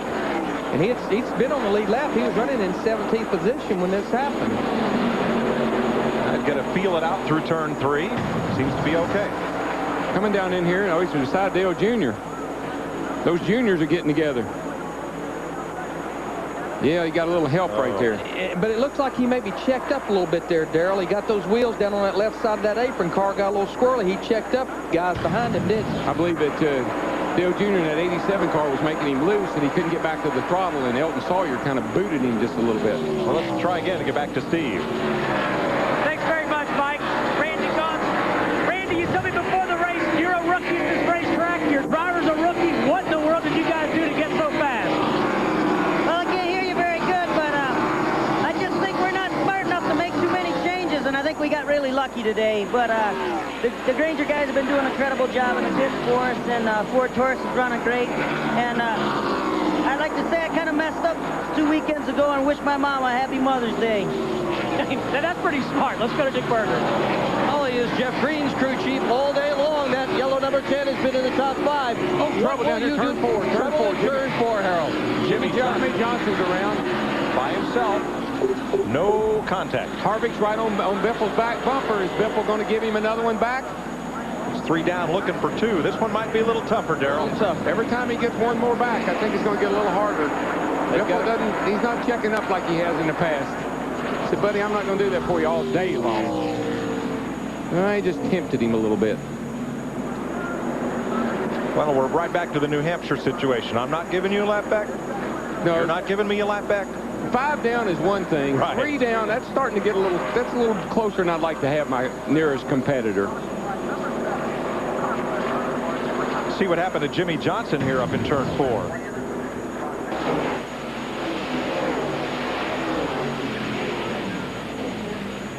That bad boy just turned around with him. Nobody behind him there. You see the roof flaps come up, keeps the car settled on the ground. Now, Darrell, he does something really interesting there in when he chooses to lock the brake. Is that a big factor in keeping that car off the wall? You can never give up on a wreck, on a spin. When you start to spin, there's a lot of things you can do to save that car. You can gas it wide open, keep the rear tire spinning. That's going to try to keep it off the wall. But once it comes around, you got to get out of the gas and get on the brakes and keep the wheels turned to the left, and you'll stay out of the wall and you'll end up in the infield, just like he did. Let's see, watch this.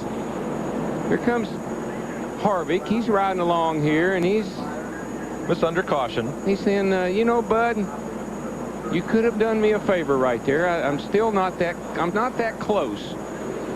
That's a little warning. I think that means I'm going to buy you another donut on the next restart. No, I think that's okay. Now we're even. New Hampshire, he wouldn't let Biffle have a lap back. Now Biffle just denied him getting a lap back. I don't know. That didn't look like a now we're even pointing to me. Well, let's get back to Dick Berggren. Yeah, we were saying that Harold Holly's car was running in the top 5 all day long. Not quite as good as it's been, Harold. What's the car doing, and what do you got to do to win this thing? Well, right now, I just got to get us tightened up a little bit off. Jeff's, he's driving the heck out of the Nesquik Ford Taurus right now. I tell you, we didn't think the track would be that loose. Having a little bit of problem through the center with the front tires chattering, but that's not really costing him no time. And just can't use hard throttle off. The track's real slick.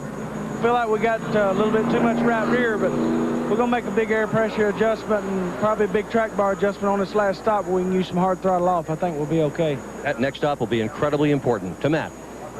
Crew Chief Gary Cogswell has worked diligently trying to dial in this number 00 car. You've got it to the front, but when are you going to make your final stop? And what are you going to do to that car to put it in victory lane? Well, we've just been working with the air pressure today, and the car's responding real well to it. So we're going to make one more air pressure adjustment. you know, we can't make it from here on gas. I don't know if some of these guys are getting that much better mileage or they're just being optimistic. We need to get here about another 10 laps into the race. And if we get a caution, then we'll come in. And if it stays green, we'll probably get up around 150 or so. But, you know, the Buckshot Racing Monte Carlo, we got Georgia Pacific, and we got some combos and Snickers on there this weekend. We're running real good. Todd's doing a great job. I'm just glad to be here. The Genie's Alaska. Well, talking about adjustments, how about the adjustments Mother Nature is making on the track? I'm standing just about in turn 4. It's where the care center is with Scott Wimmers. We watched Jimmy Johnson turn. And Scott, you were saying the weather was starting to wreak some havoc on you out there as well. Yeah, our car was pretty tight all day, and we're making adjustments, getting it better and better, but we loosened it way up on that last stop, and the sun popped out, and we were really loose. More important, though, you're doing all right, yes? Yeah, I'm all right. Yeah, we're looking to have a good run. My car owner, Bill Davis, is feeling under the weather, so we're hoping he's feeling better, and we'll head on and get him at the next race. All right, I'll let you go relax. Thank you. A lot of negotiating as you come to the flag. That's the Danny Culler on the left. He's the spotter for Harvick as to, well, do you get a lap back? Do you not get a lap back? And they're not pointing at each other. It's going to get interesting with these two as the year goes on, that's for sure. Well, they're smiling up there. Steve? Hey, Mike, I can tell you this. We just heard Greg Biffle talking to his crew chief, Randy Goss, under caution, and he said, you know what, I'm going to keep driving the wheels off this thing because with as many laps as we have left, I don't want Harvick to have any laps left. You know, Randy Goss was trying to tell him to keep his composure, not run it too hard, but he said, I want to keep that guy behind me. That's what I would be wanting to do. I don't want him up beside of me. I know that for sure. And now I think we're going to see a little calling card. Now, Jeff Purvis, who was running 8th, he has come to pit road. I'm going to take for granted this is to top the fuel tank off. Likewise, Kenny Wallace. A lot of cars come to pit road here with 80 laps to go. We're on 1 to go. Jeff Hammond. I'd like to point out, we keep talking about the Harvick-Biffle issue. Let's don't forget, these two guys are racing for that point championship. Letting the guy come back and get a lap to make sense to keep him behind you, but also to keep him in a situation where, hey, Harvick's 31st right now. Biffle has an opportunity to gain a lot of points. He's probably going to run you pretty hard. So you got to realize it's the big picture, not just today's race. 26 cars on the lead lap, 1 car a lap down, 3 cars 2 laps down. So going to be tough for Harvick to gain any positions unless he gets by Biffle, not just once but several times. Only 3 leaders. Greg Biffle has thoroughly dominated this race so far. 26 still on the lead lap, 7 caution flags for 30 laps. These restarts are becoming like drag races now. They're going to really be all over this thing on the restart, trying to get the advantage going into turn 1. Harvick's going to try to beat Biffle down there so he can have the position. His car's off.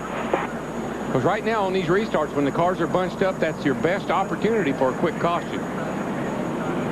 Be ready. Ready. Green flag. Now they were playing games that time. They brought them down really slow.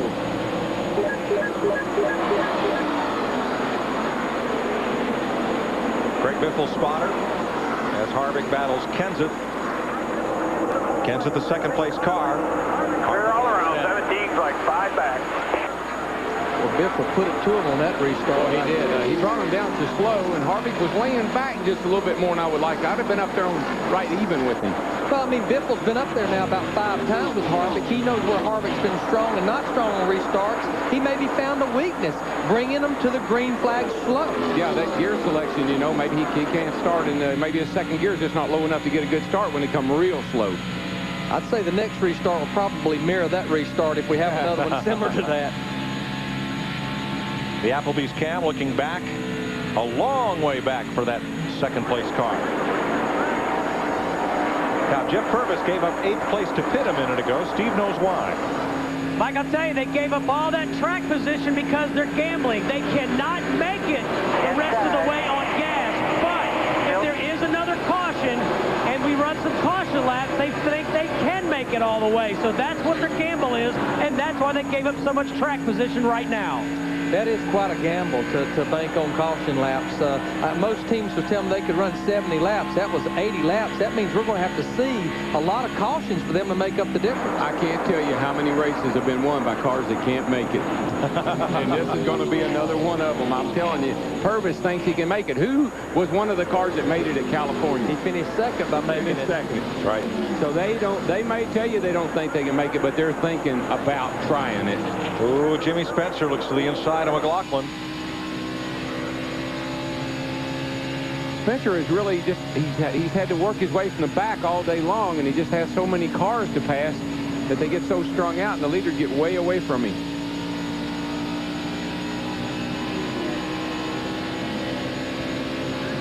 And I think the handle on his car went away some, too. He had to really, early on, he had to get it up high, up in the high groove, and he just really hadn't had a chance to work with it down low. And I still got to give a call to Gil Martin and Mike Skinner, that 21 car. They're sitting there holding 7th. They're sitting out there on about 60 or 70 lap tires. He's got a good race car, I think, if he could just ever get on sync, because he's certainly holding his own. He is. I've been surprised. Riding with McLaughlin as he squeezes off Spencer way up to the outside there. Well, he came off forward, and he had to probably lift up out of the throttle a little bit. McLaughlin did. That gave Spencer the dive under move. A lot of sponsorship on McLaughlin's car. That's for one of the few times this year. They've been trying to attract a sponsor for the full season, similar to the Kenny Wallace Odyssey in Winston Cup. And he was out today in happy hour for Winston Cup cars in Tony Stewart's car. He is the backup driver for tomorrow's race if something happens to Tony and doesn't get back in time.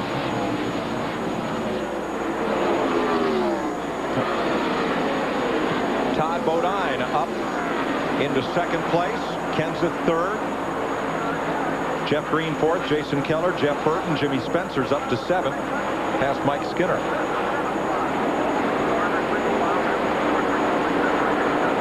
Comes Kenseth back after second place. I believe Kenseth is he's kind of laying and waiting there. His car's gotten better and better and better this whole day long. That's how he won the 600 last year in the Winston Cup race. At the end of the day, nobody could catch him. And he started 10th, and remember, we started by points. And I know Matt, he don't run all the races, but it's only points. This car, they do run all the races with Matt Kenseth and Clay Rogers running some of the events. Kenseth looking low.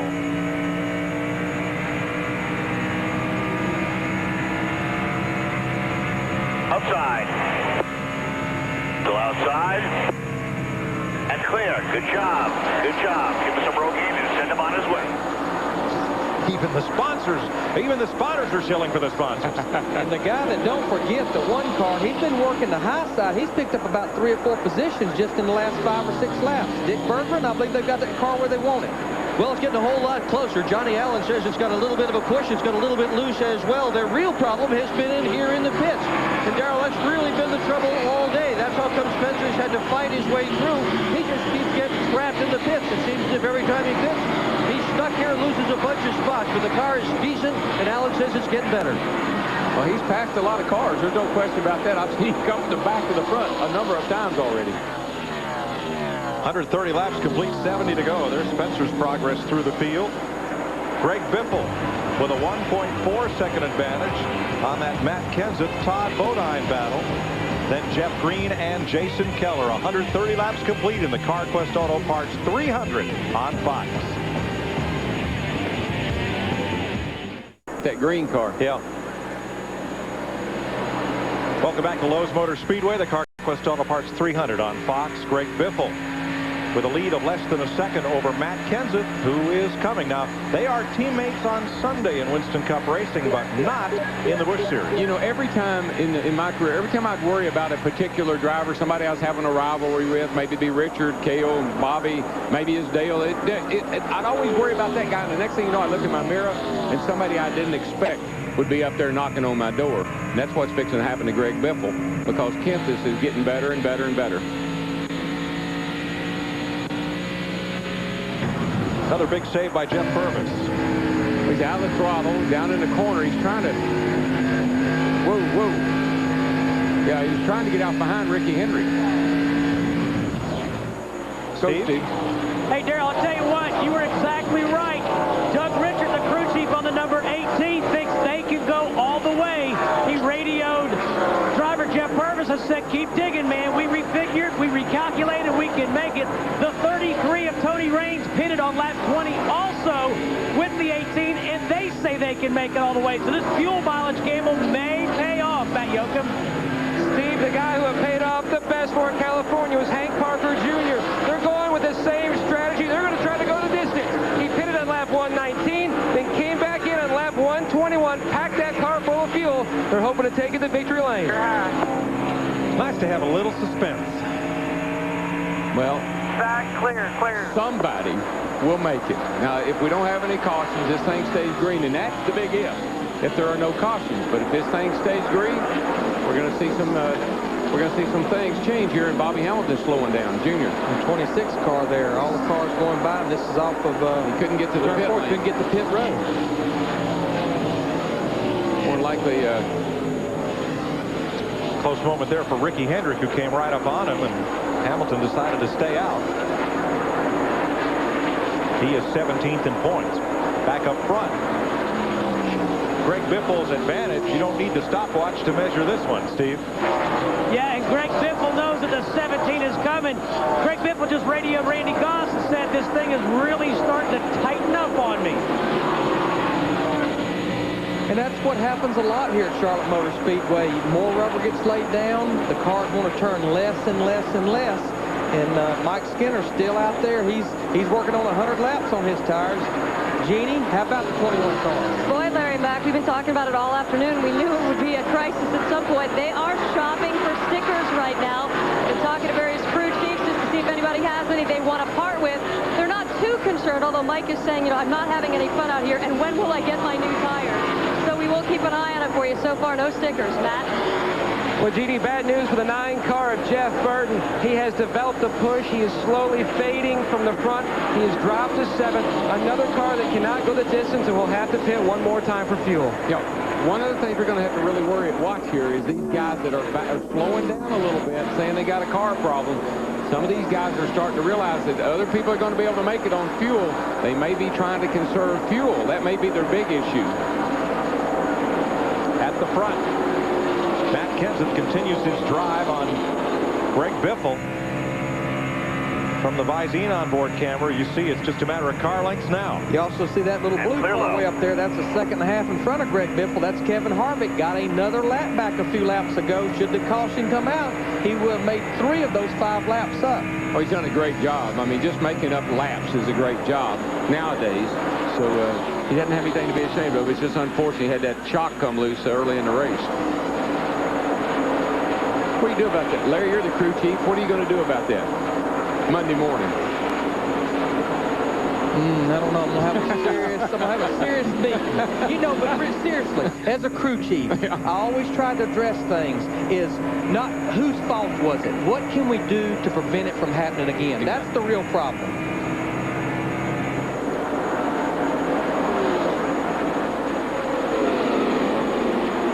Kenseth just 3/10 back of Greg Biffle. The margin has stayed constant through these last half dozen laps or so as they move past the number 4 of Mike Wallace. Behind them by about 1.2 seconds is Todd Bodine. Jeff Green another 7/10 back, and then a 2-second gap to the 5th place car, Jason Keller. You're watching the CarQuest 300 on Fox. And the caution is out at lap 147 for the 8th time. Debris in turns 3 and 4 have put us under caution right after the lead changed hands. Here we go. Kenseth has been getting a little better, closing up, and finally here he comes, making the pass right here at the start-finish line. The lead for the first time today. All the leaders are on pit road for their last set of tires under caution. 4 tires here with about 52 laps to go. And another 7-Eleven triple pit stop coming up. Let's start with Matt. The 00 top it on the bottom of your screen, still complaining his car was tight. A half a pound up on the right front, half a pound down on both left side tires as both Tony Talley and Kenny Horton come around to the left side. Remember, this team needs to bust off a big pit stop to Genie's Alaska. Well, the 17 crew chief, Russ Struff, had a pit meeting 2 laps ago, and coincidentally, we do the pit stop. He reminded his guys, hey, everyone relax. Had a great pit stop here. He's getting 4 tires and a half pound down on that right front, Steve. 4 tires on for Greg Biffle. He said, free me up a half a pound. 4 tires, 17.8 seconds for Greg Biffle.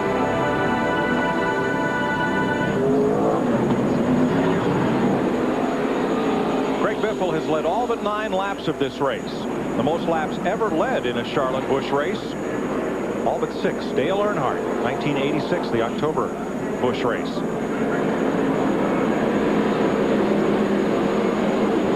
So pit stops complete after this 8th caution of the day, and look who stayed out, trying to repeat California and his success of staying out, not making that final pit stop for fuel. This is a big roll of the dice. Yeah, it is, but the tires are the bigger issue now. I mean, these guys got fresh tires. They're going to blow right by him, and they got fuel too, so he's got to come to pit road. And Jeff Purvis stayed out, but remember, he is on pit road about 30 laps ago, but he's out of tires. He had to stay out. Well, that may be the deal with all of them.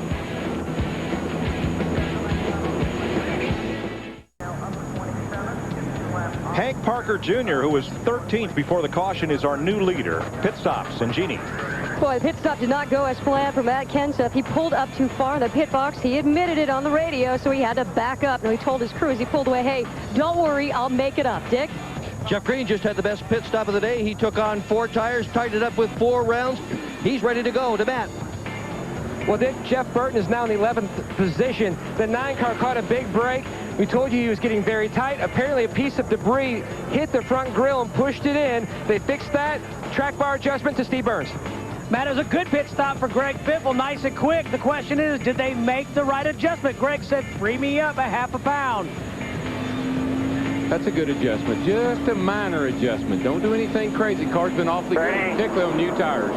Kevin Harvick's going to try to get within a lap of the leader, Hank Parker Jr., who was 13th, and Jeff Purvis, who was 14th before pit stops, are leading this race. And this should be a good chance for Harvick to give another lap back because he has his last set of fresh tires on there. And, of course, Hank Parker Jr., there you see him just pulling strong off turn 2. He's going to pull away a long way down the backstretch. Now he is 1 lap down where he's at right now. Should the caution come, he would only be 1 lap down. Only other car a lap down, though, is Larry Foyt. Now remember, all the lap cars line up on the inside. The question may be, how can Harvick pull up to the front each time? It's called crew chief and spotter negotiation. As long as cars will let you pass to the right before they get to turn 3 on 1 to go, you can go as far as they'll let you go up toward the front. And there's just not that many cars a lap down. Where he's going to have his problem, should he get a lap back now, where he's going to have his problem, he'd have to restart in 26th position. Boy, I know what you was rolling, Mike. That was Hank Parker Jr., Jeff Purvis, and Greg Biffle off turn 2. They was all the way at the bottom, and all of them was fighting for the bottom. Here comes Biffle. Now Parker's still the leader. Here's Matt. 6 laps before that caution, Mike, he reported it. His car was very, very loose.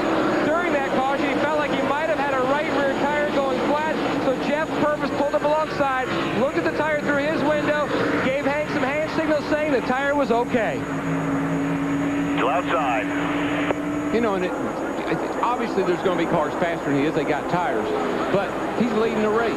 And I know when I was a rookie and I was just getting going, leading any race was a big deal for me. I didn't care how I did it. Right. Here comes Biffle, though, on the inside off turn number 4, trying to take back the lead. But look, he's got a rearview mirror full of Jeff Green and that 10 car as well. They have progressively got that car better and better and better. Really made major adjustments on that last pit stop. You know, we hear about these teams making a half a pound of air pressure adjustments, and I know to the fan that don't sound like a whole lot, but with a radial tire, 1 pound of air can equal about 10 to 12 pounds of spring rate. It's a big adjustment. So a half a pound is 5 to 6 pounds of spring rate. When they first started that half a pound and a half around the wedge and moved the track bar a half around, I thought, how ridiculous. But that's how sensitive these things have become. These cars, the tires, everything about them. That'll even make a difference in the feel of your street car. I'll bet if those of you watching after the race go out and check your tires, the 4 of them won't all be within 2 pounds of each other, and that can have a big ride effect just on your daily car. Absolutely. Biffle, Jeff Green. Now Matt Kenseth looking in, and Todd Bodine trying to get back to the front from 5th place. But Todd Bodine, he's got a mirror full now. It's Mike Skinner in that 21 car to the inside of him here. Mike Skinner finally getting back on sync with everybody on fresh tires. I like it when it gets down to these last few laps here, these last 25, 30 laps. Business really picks up, doesn't it? Whoa, Biffle. Running out of racetrack right there off turn 2. Man, he's getting a little impatient. I think he's just lost the lead, and he knows he's got competition here now, and he's really driving the car hard. You're outside. You're all clear. That's Speedo up high, going 2 down. Probably thinking about he needs to get a big lead. I'm in trouble.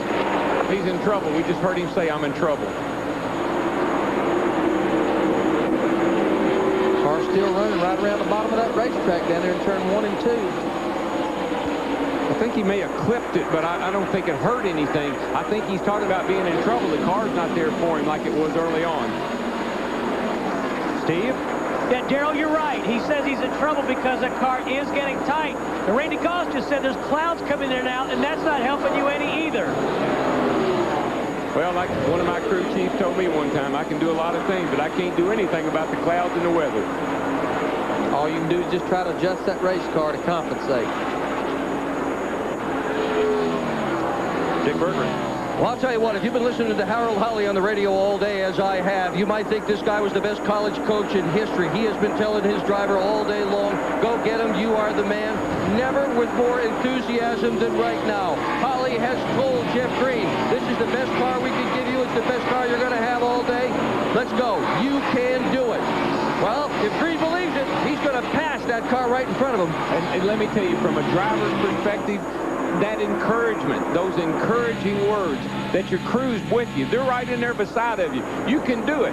Gas it. Stand on it. You can win this race. It means so much to that driver and his psyche. Hank Parker Jr. backing up. Did not make pit stops, but now side by side with the 9 of Jeff Burton. Parker did not pit, trying to stretch it on fuel, and new crew chief this week. That won't be a winning strategy today. We talk about the track changing. We started this race about 2 hours ago. The track temperature was 123 degrees. We're hearing the teams talk about the cloud cover. It has cooled down to 113 degrees.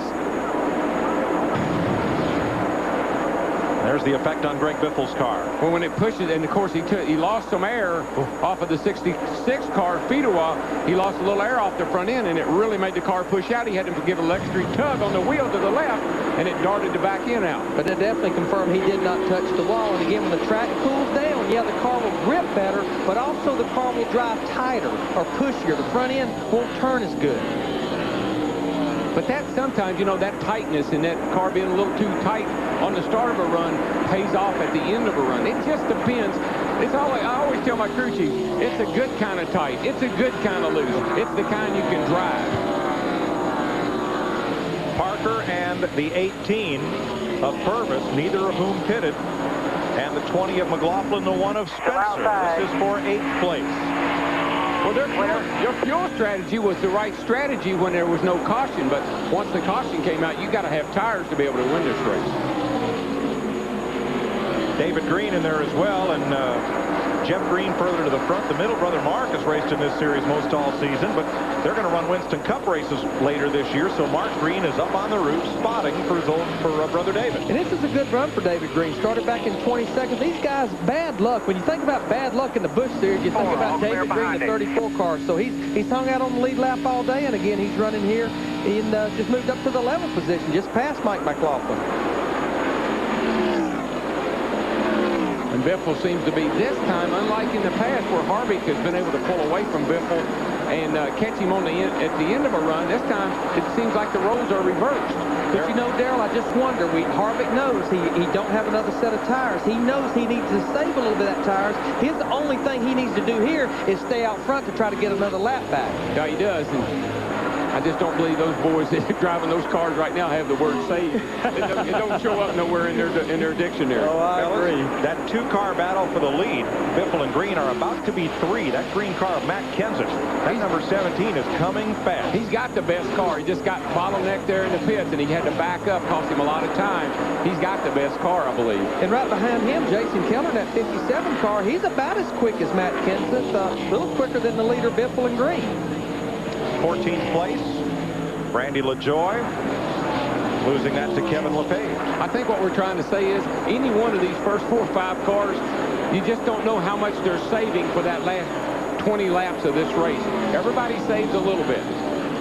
We need to document that Jay Sauter took his car to the garage area several laps ago with a broken crankshaft. Motor attrition starting to show up here in this 300 miles. Long race, hard afternoon here on Saturday with the temperatures where they are. Hard race.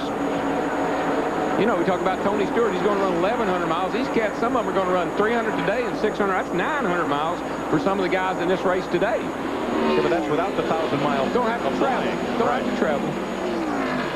Boy, Green's car so good through the middle of the corner. Back to the throttle. He's all over the back of Greg Biffle right here. Yeah, but that old green-looking, Visine-looking thing is...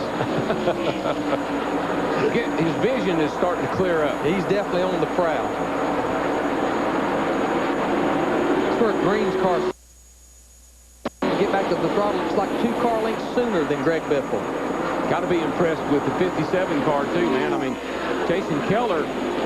There he is at the end of the day, right there with his teammate. Here comes Keller, 4th. Here comes Green down underneath Biffle. I believe he's going to make the pass. He's got the position. Ooh. Poor Biffle. Biffle didn't cut him any slack, did he? Clear low. Gave him no room at all. Whoa, and here comes 17, get the run. He's on your inside. 17, inside. Clear after the 17. And that's what happened to Biffle when he got shoved up there by Green going into turn 1. He had to get out of the throttle, open the door for Kenseth. You can see right there, Biffle cannot run on the bottom like he was running earlier. You've got to be able to run on the bottom. Jason Keller moving in now, the 4th place car. Closing on Biffle, 4th in the points as well. So 3 of your top 4 point men in the top 4 spots. 30 laps to go. Oh, got a car down here in turn 2. Went way up the racetrack. Purvis? Yeah, Purvis, yeah. 18 car. Like he just drove it in there, and it's almost like something happened to it, but he seems to gather it up and is continuing on. He was running in the 9th position, but he did give up several positions. He's going to fall back to 10th. He didn't stop, you know, and get tires because he's trying to make it on fuel, so I think his tires are giving up on him big time. 29 laps to go here at Lowe's Motor Speedway in the CarQuest Auto Parts 300. Keller moves past Biffle for 3rd place. It's Jeff Green, Matt Kenseth, and Jason Keller leading the field.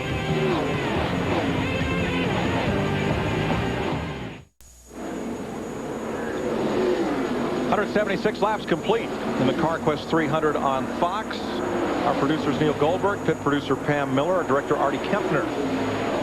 In a big weekend of racing on Fox, the Coke 600 tomorrow evening in twilight as Jeff Green and Matt Kenseth battle for the lead.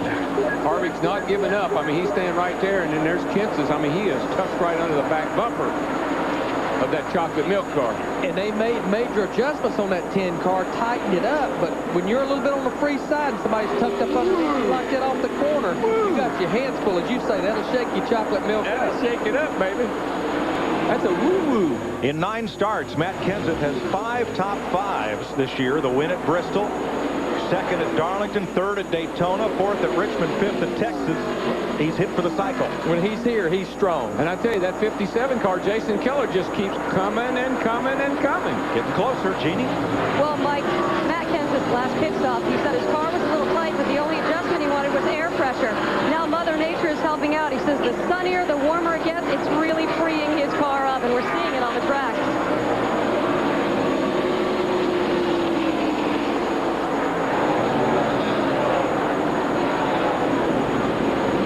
Now Greg Biffle continues to fall back. He has dropped to 6th place. Steve? And Mike, in his own words, right now, it's just a matter of survival. Remember, they made an air pressure adjustment. He said, free me up half a pound. Well, that freed him up way too much. He said he is so loose, he's just trying to hang on to that number 60 right now. Way off the leader speed, 7 miles an hour. Jeff Hammond? Yeah, guys, everybody's wondering. I'm sitting at home wondering, well, what happened to Biffle? What happened to Biffle? This is the first time that Greg Biffle and his crew chief have been to Charlotte to race here. This racetrack is a very fickle racetrack when it comes to heat changes and keeping up with what the chassis needs. As we said earlier, Jeff Green and Harold Holley have won here. They've run good, won championships. They knew what adjustments to make. And if you see right now, you've got two veterans, you know, dogging it out right now to see who's going to win. Now, Darrell, at the top of the day, we said all the Winston Cup guys, they're going to have a big advantage. They just practiced on this track. They're going to have a big advantage. Where are they? Well, Kenseth's there. I mean, he's a Winston Cup guy, and of course Harvick's had a fast car, so they're there. But the Busch guys, you know, they're not sleepers either. So they didn't lose their notebooks. Nope. You got Todd Bodine in 4th and Mike Skinner in 5th. Yeah, Jeff Burton in 7th. Spencer in 8th. So half the top 10 are Winston Cuppers. But give it to these Busch regulars. Yeah. They're having quite a day. And Green has been able to hold his own with the Winston Cup guys for quite some time now. Last couple of years, everywhere they go. I think that's because he has close ties with a lot of Winston Cup drivers. Speaking of close ties with Winston Cup, he'll be back in a Winston Cup car next weekend at Dover, Delaware in that Richard Childress Racing 3rd Winston Cup car. All you got, Montana a few weeks ago. Here, Harold Holley, he's a cheerleader. He's cheering that driver on. Well, he's done a good job. He did open up a little gap between he and Kenseth, and I thought Kenseth had the better of the two cars, but he seems like he's pulling off just a little bit away from Kenseth. The 57 car continues to hang right there as well. Those first 3 cars are pretty evenly spaced, and they seem to be pretty equal. Well, there's the gap and how it's increased. Well, that's what you don't know. Just how much is a guy holding back? You know, he thinks he's... Man, you got to want it. You're the man. Drive it. You are the man. Wow. Man. You got to want it, baby. Hang with it, buddy. How'd you like to have that in your ear all day? Next time by. I don't know. For a little while, I'd get into it with it. 5 back to Matt. 5 back to Matt. That's Harold Holley, Jeff Green's crew chief. These guys have won a lot of races together and just mutilated the competition last year for the championship. On a good day, I'd be saying, yeah, I like them. On a bad day, I'd say, quit on it, man. You are the man. Just like clockwork, baby. Come on now. Now he's saying 5 back to Matt. That's 0.5 of a second back to Matt Kenseth, the second place car. Well, he's got a mirror in there. He wants to get away from him. Last time by 0.6 of a second. The time before that, half a second. Let's see as they come around if Green is increasing that advantage. 15 laps to go this time by. And those really fast cars, as you can see, they are hooking the bottom. They got white line fever, and they're right around the bottom. Jason Keller a little bit quicker than Matt Kenseth right now.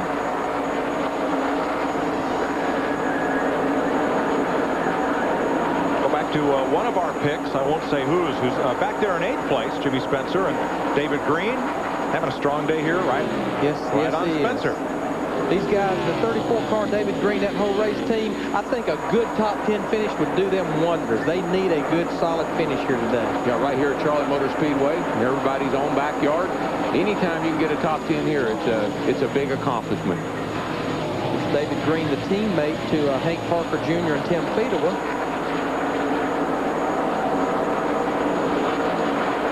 And let's go to Matt Kenseth's pit and Jeannie.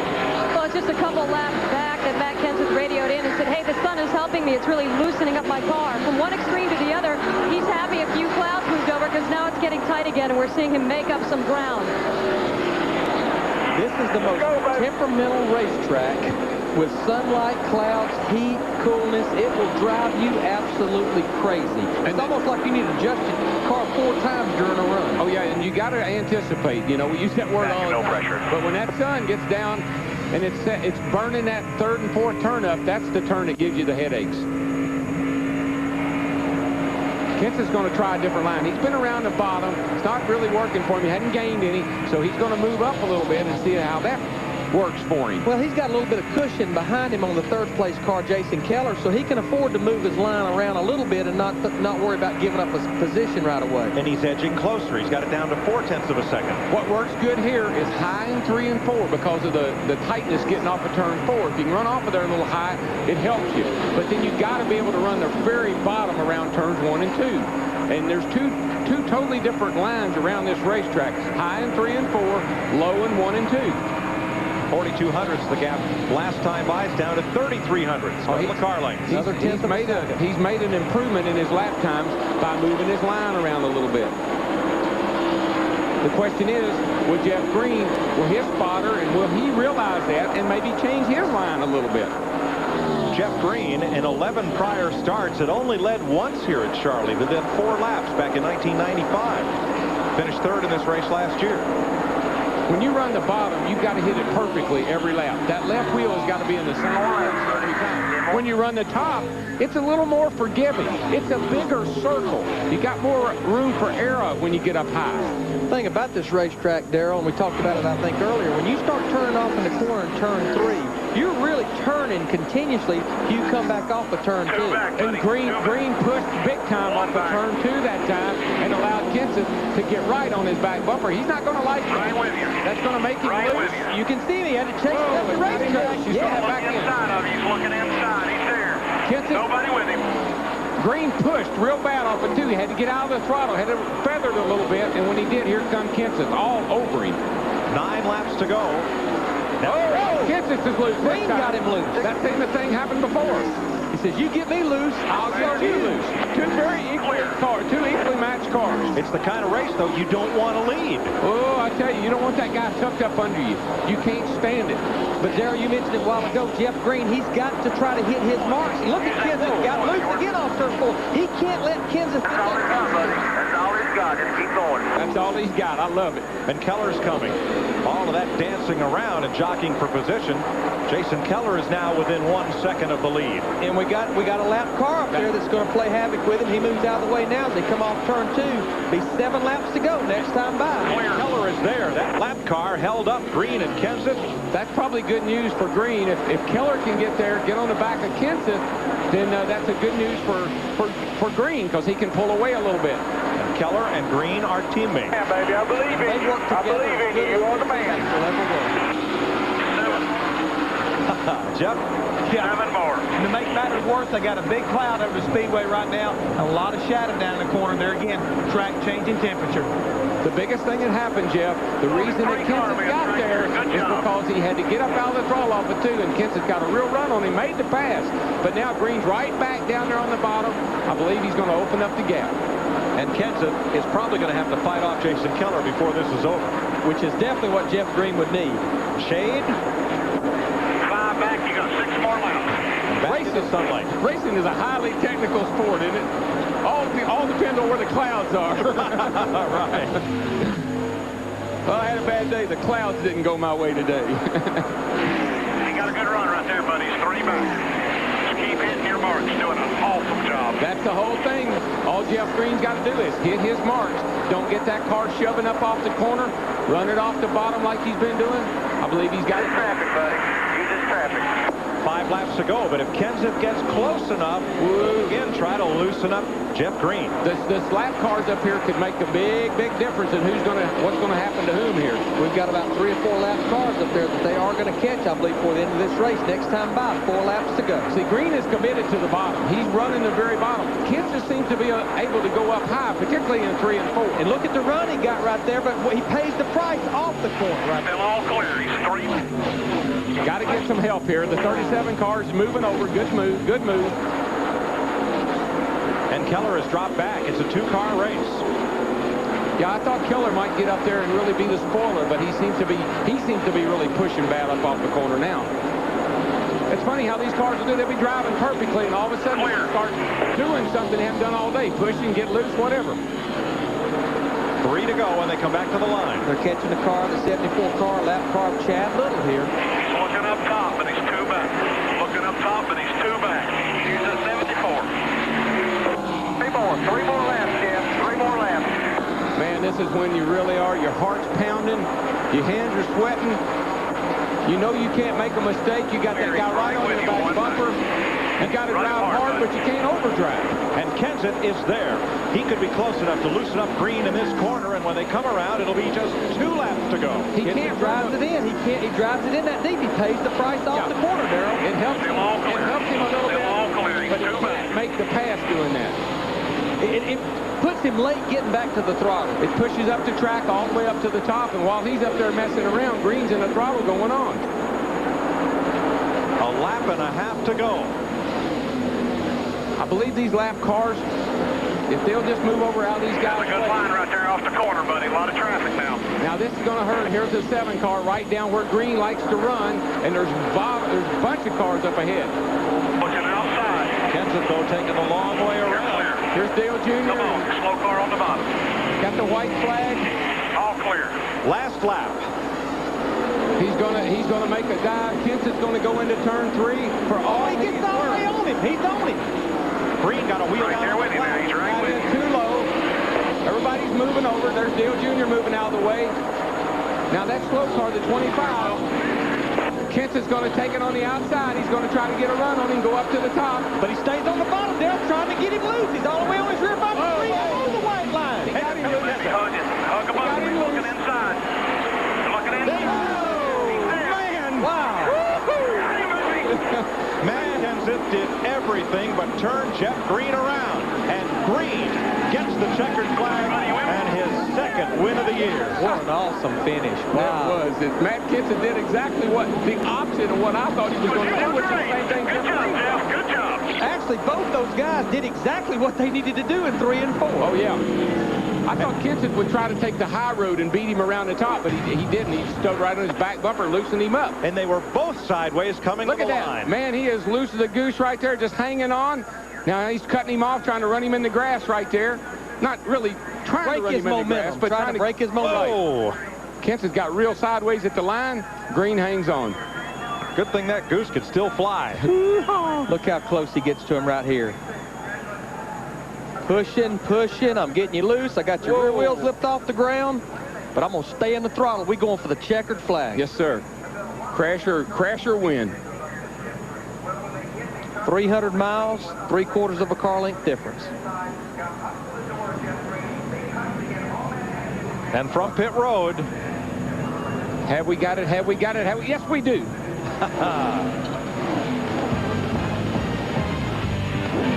Second win of the year for Jeff Green, the Darlington winner. We'll be back to Victory Lane after this.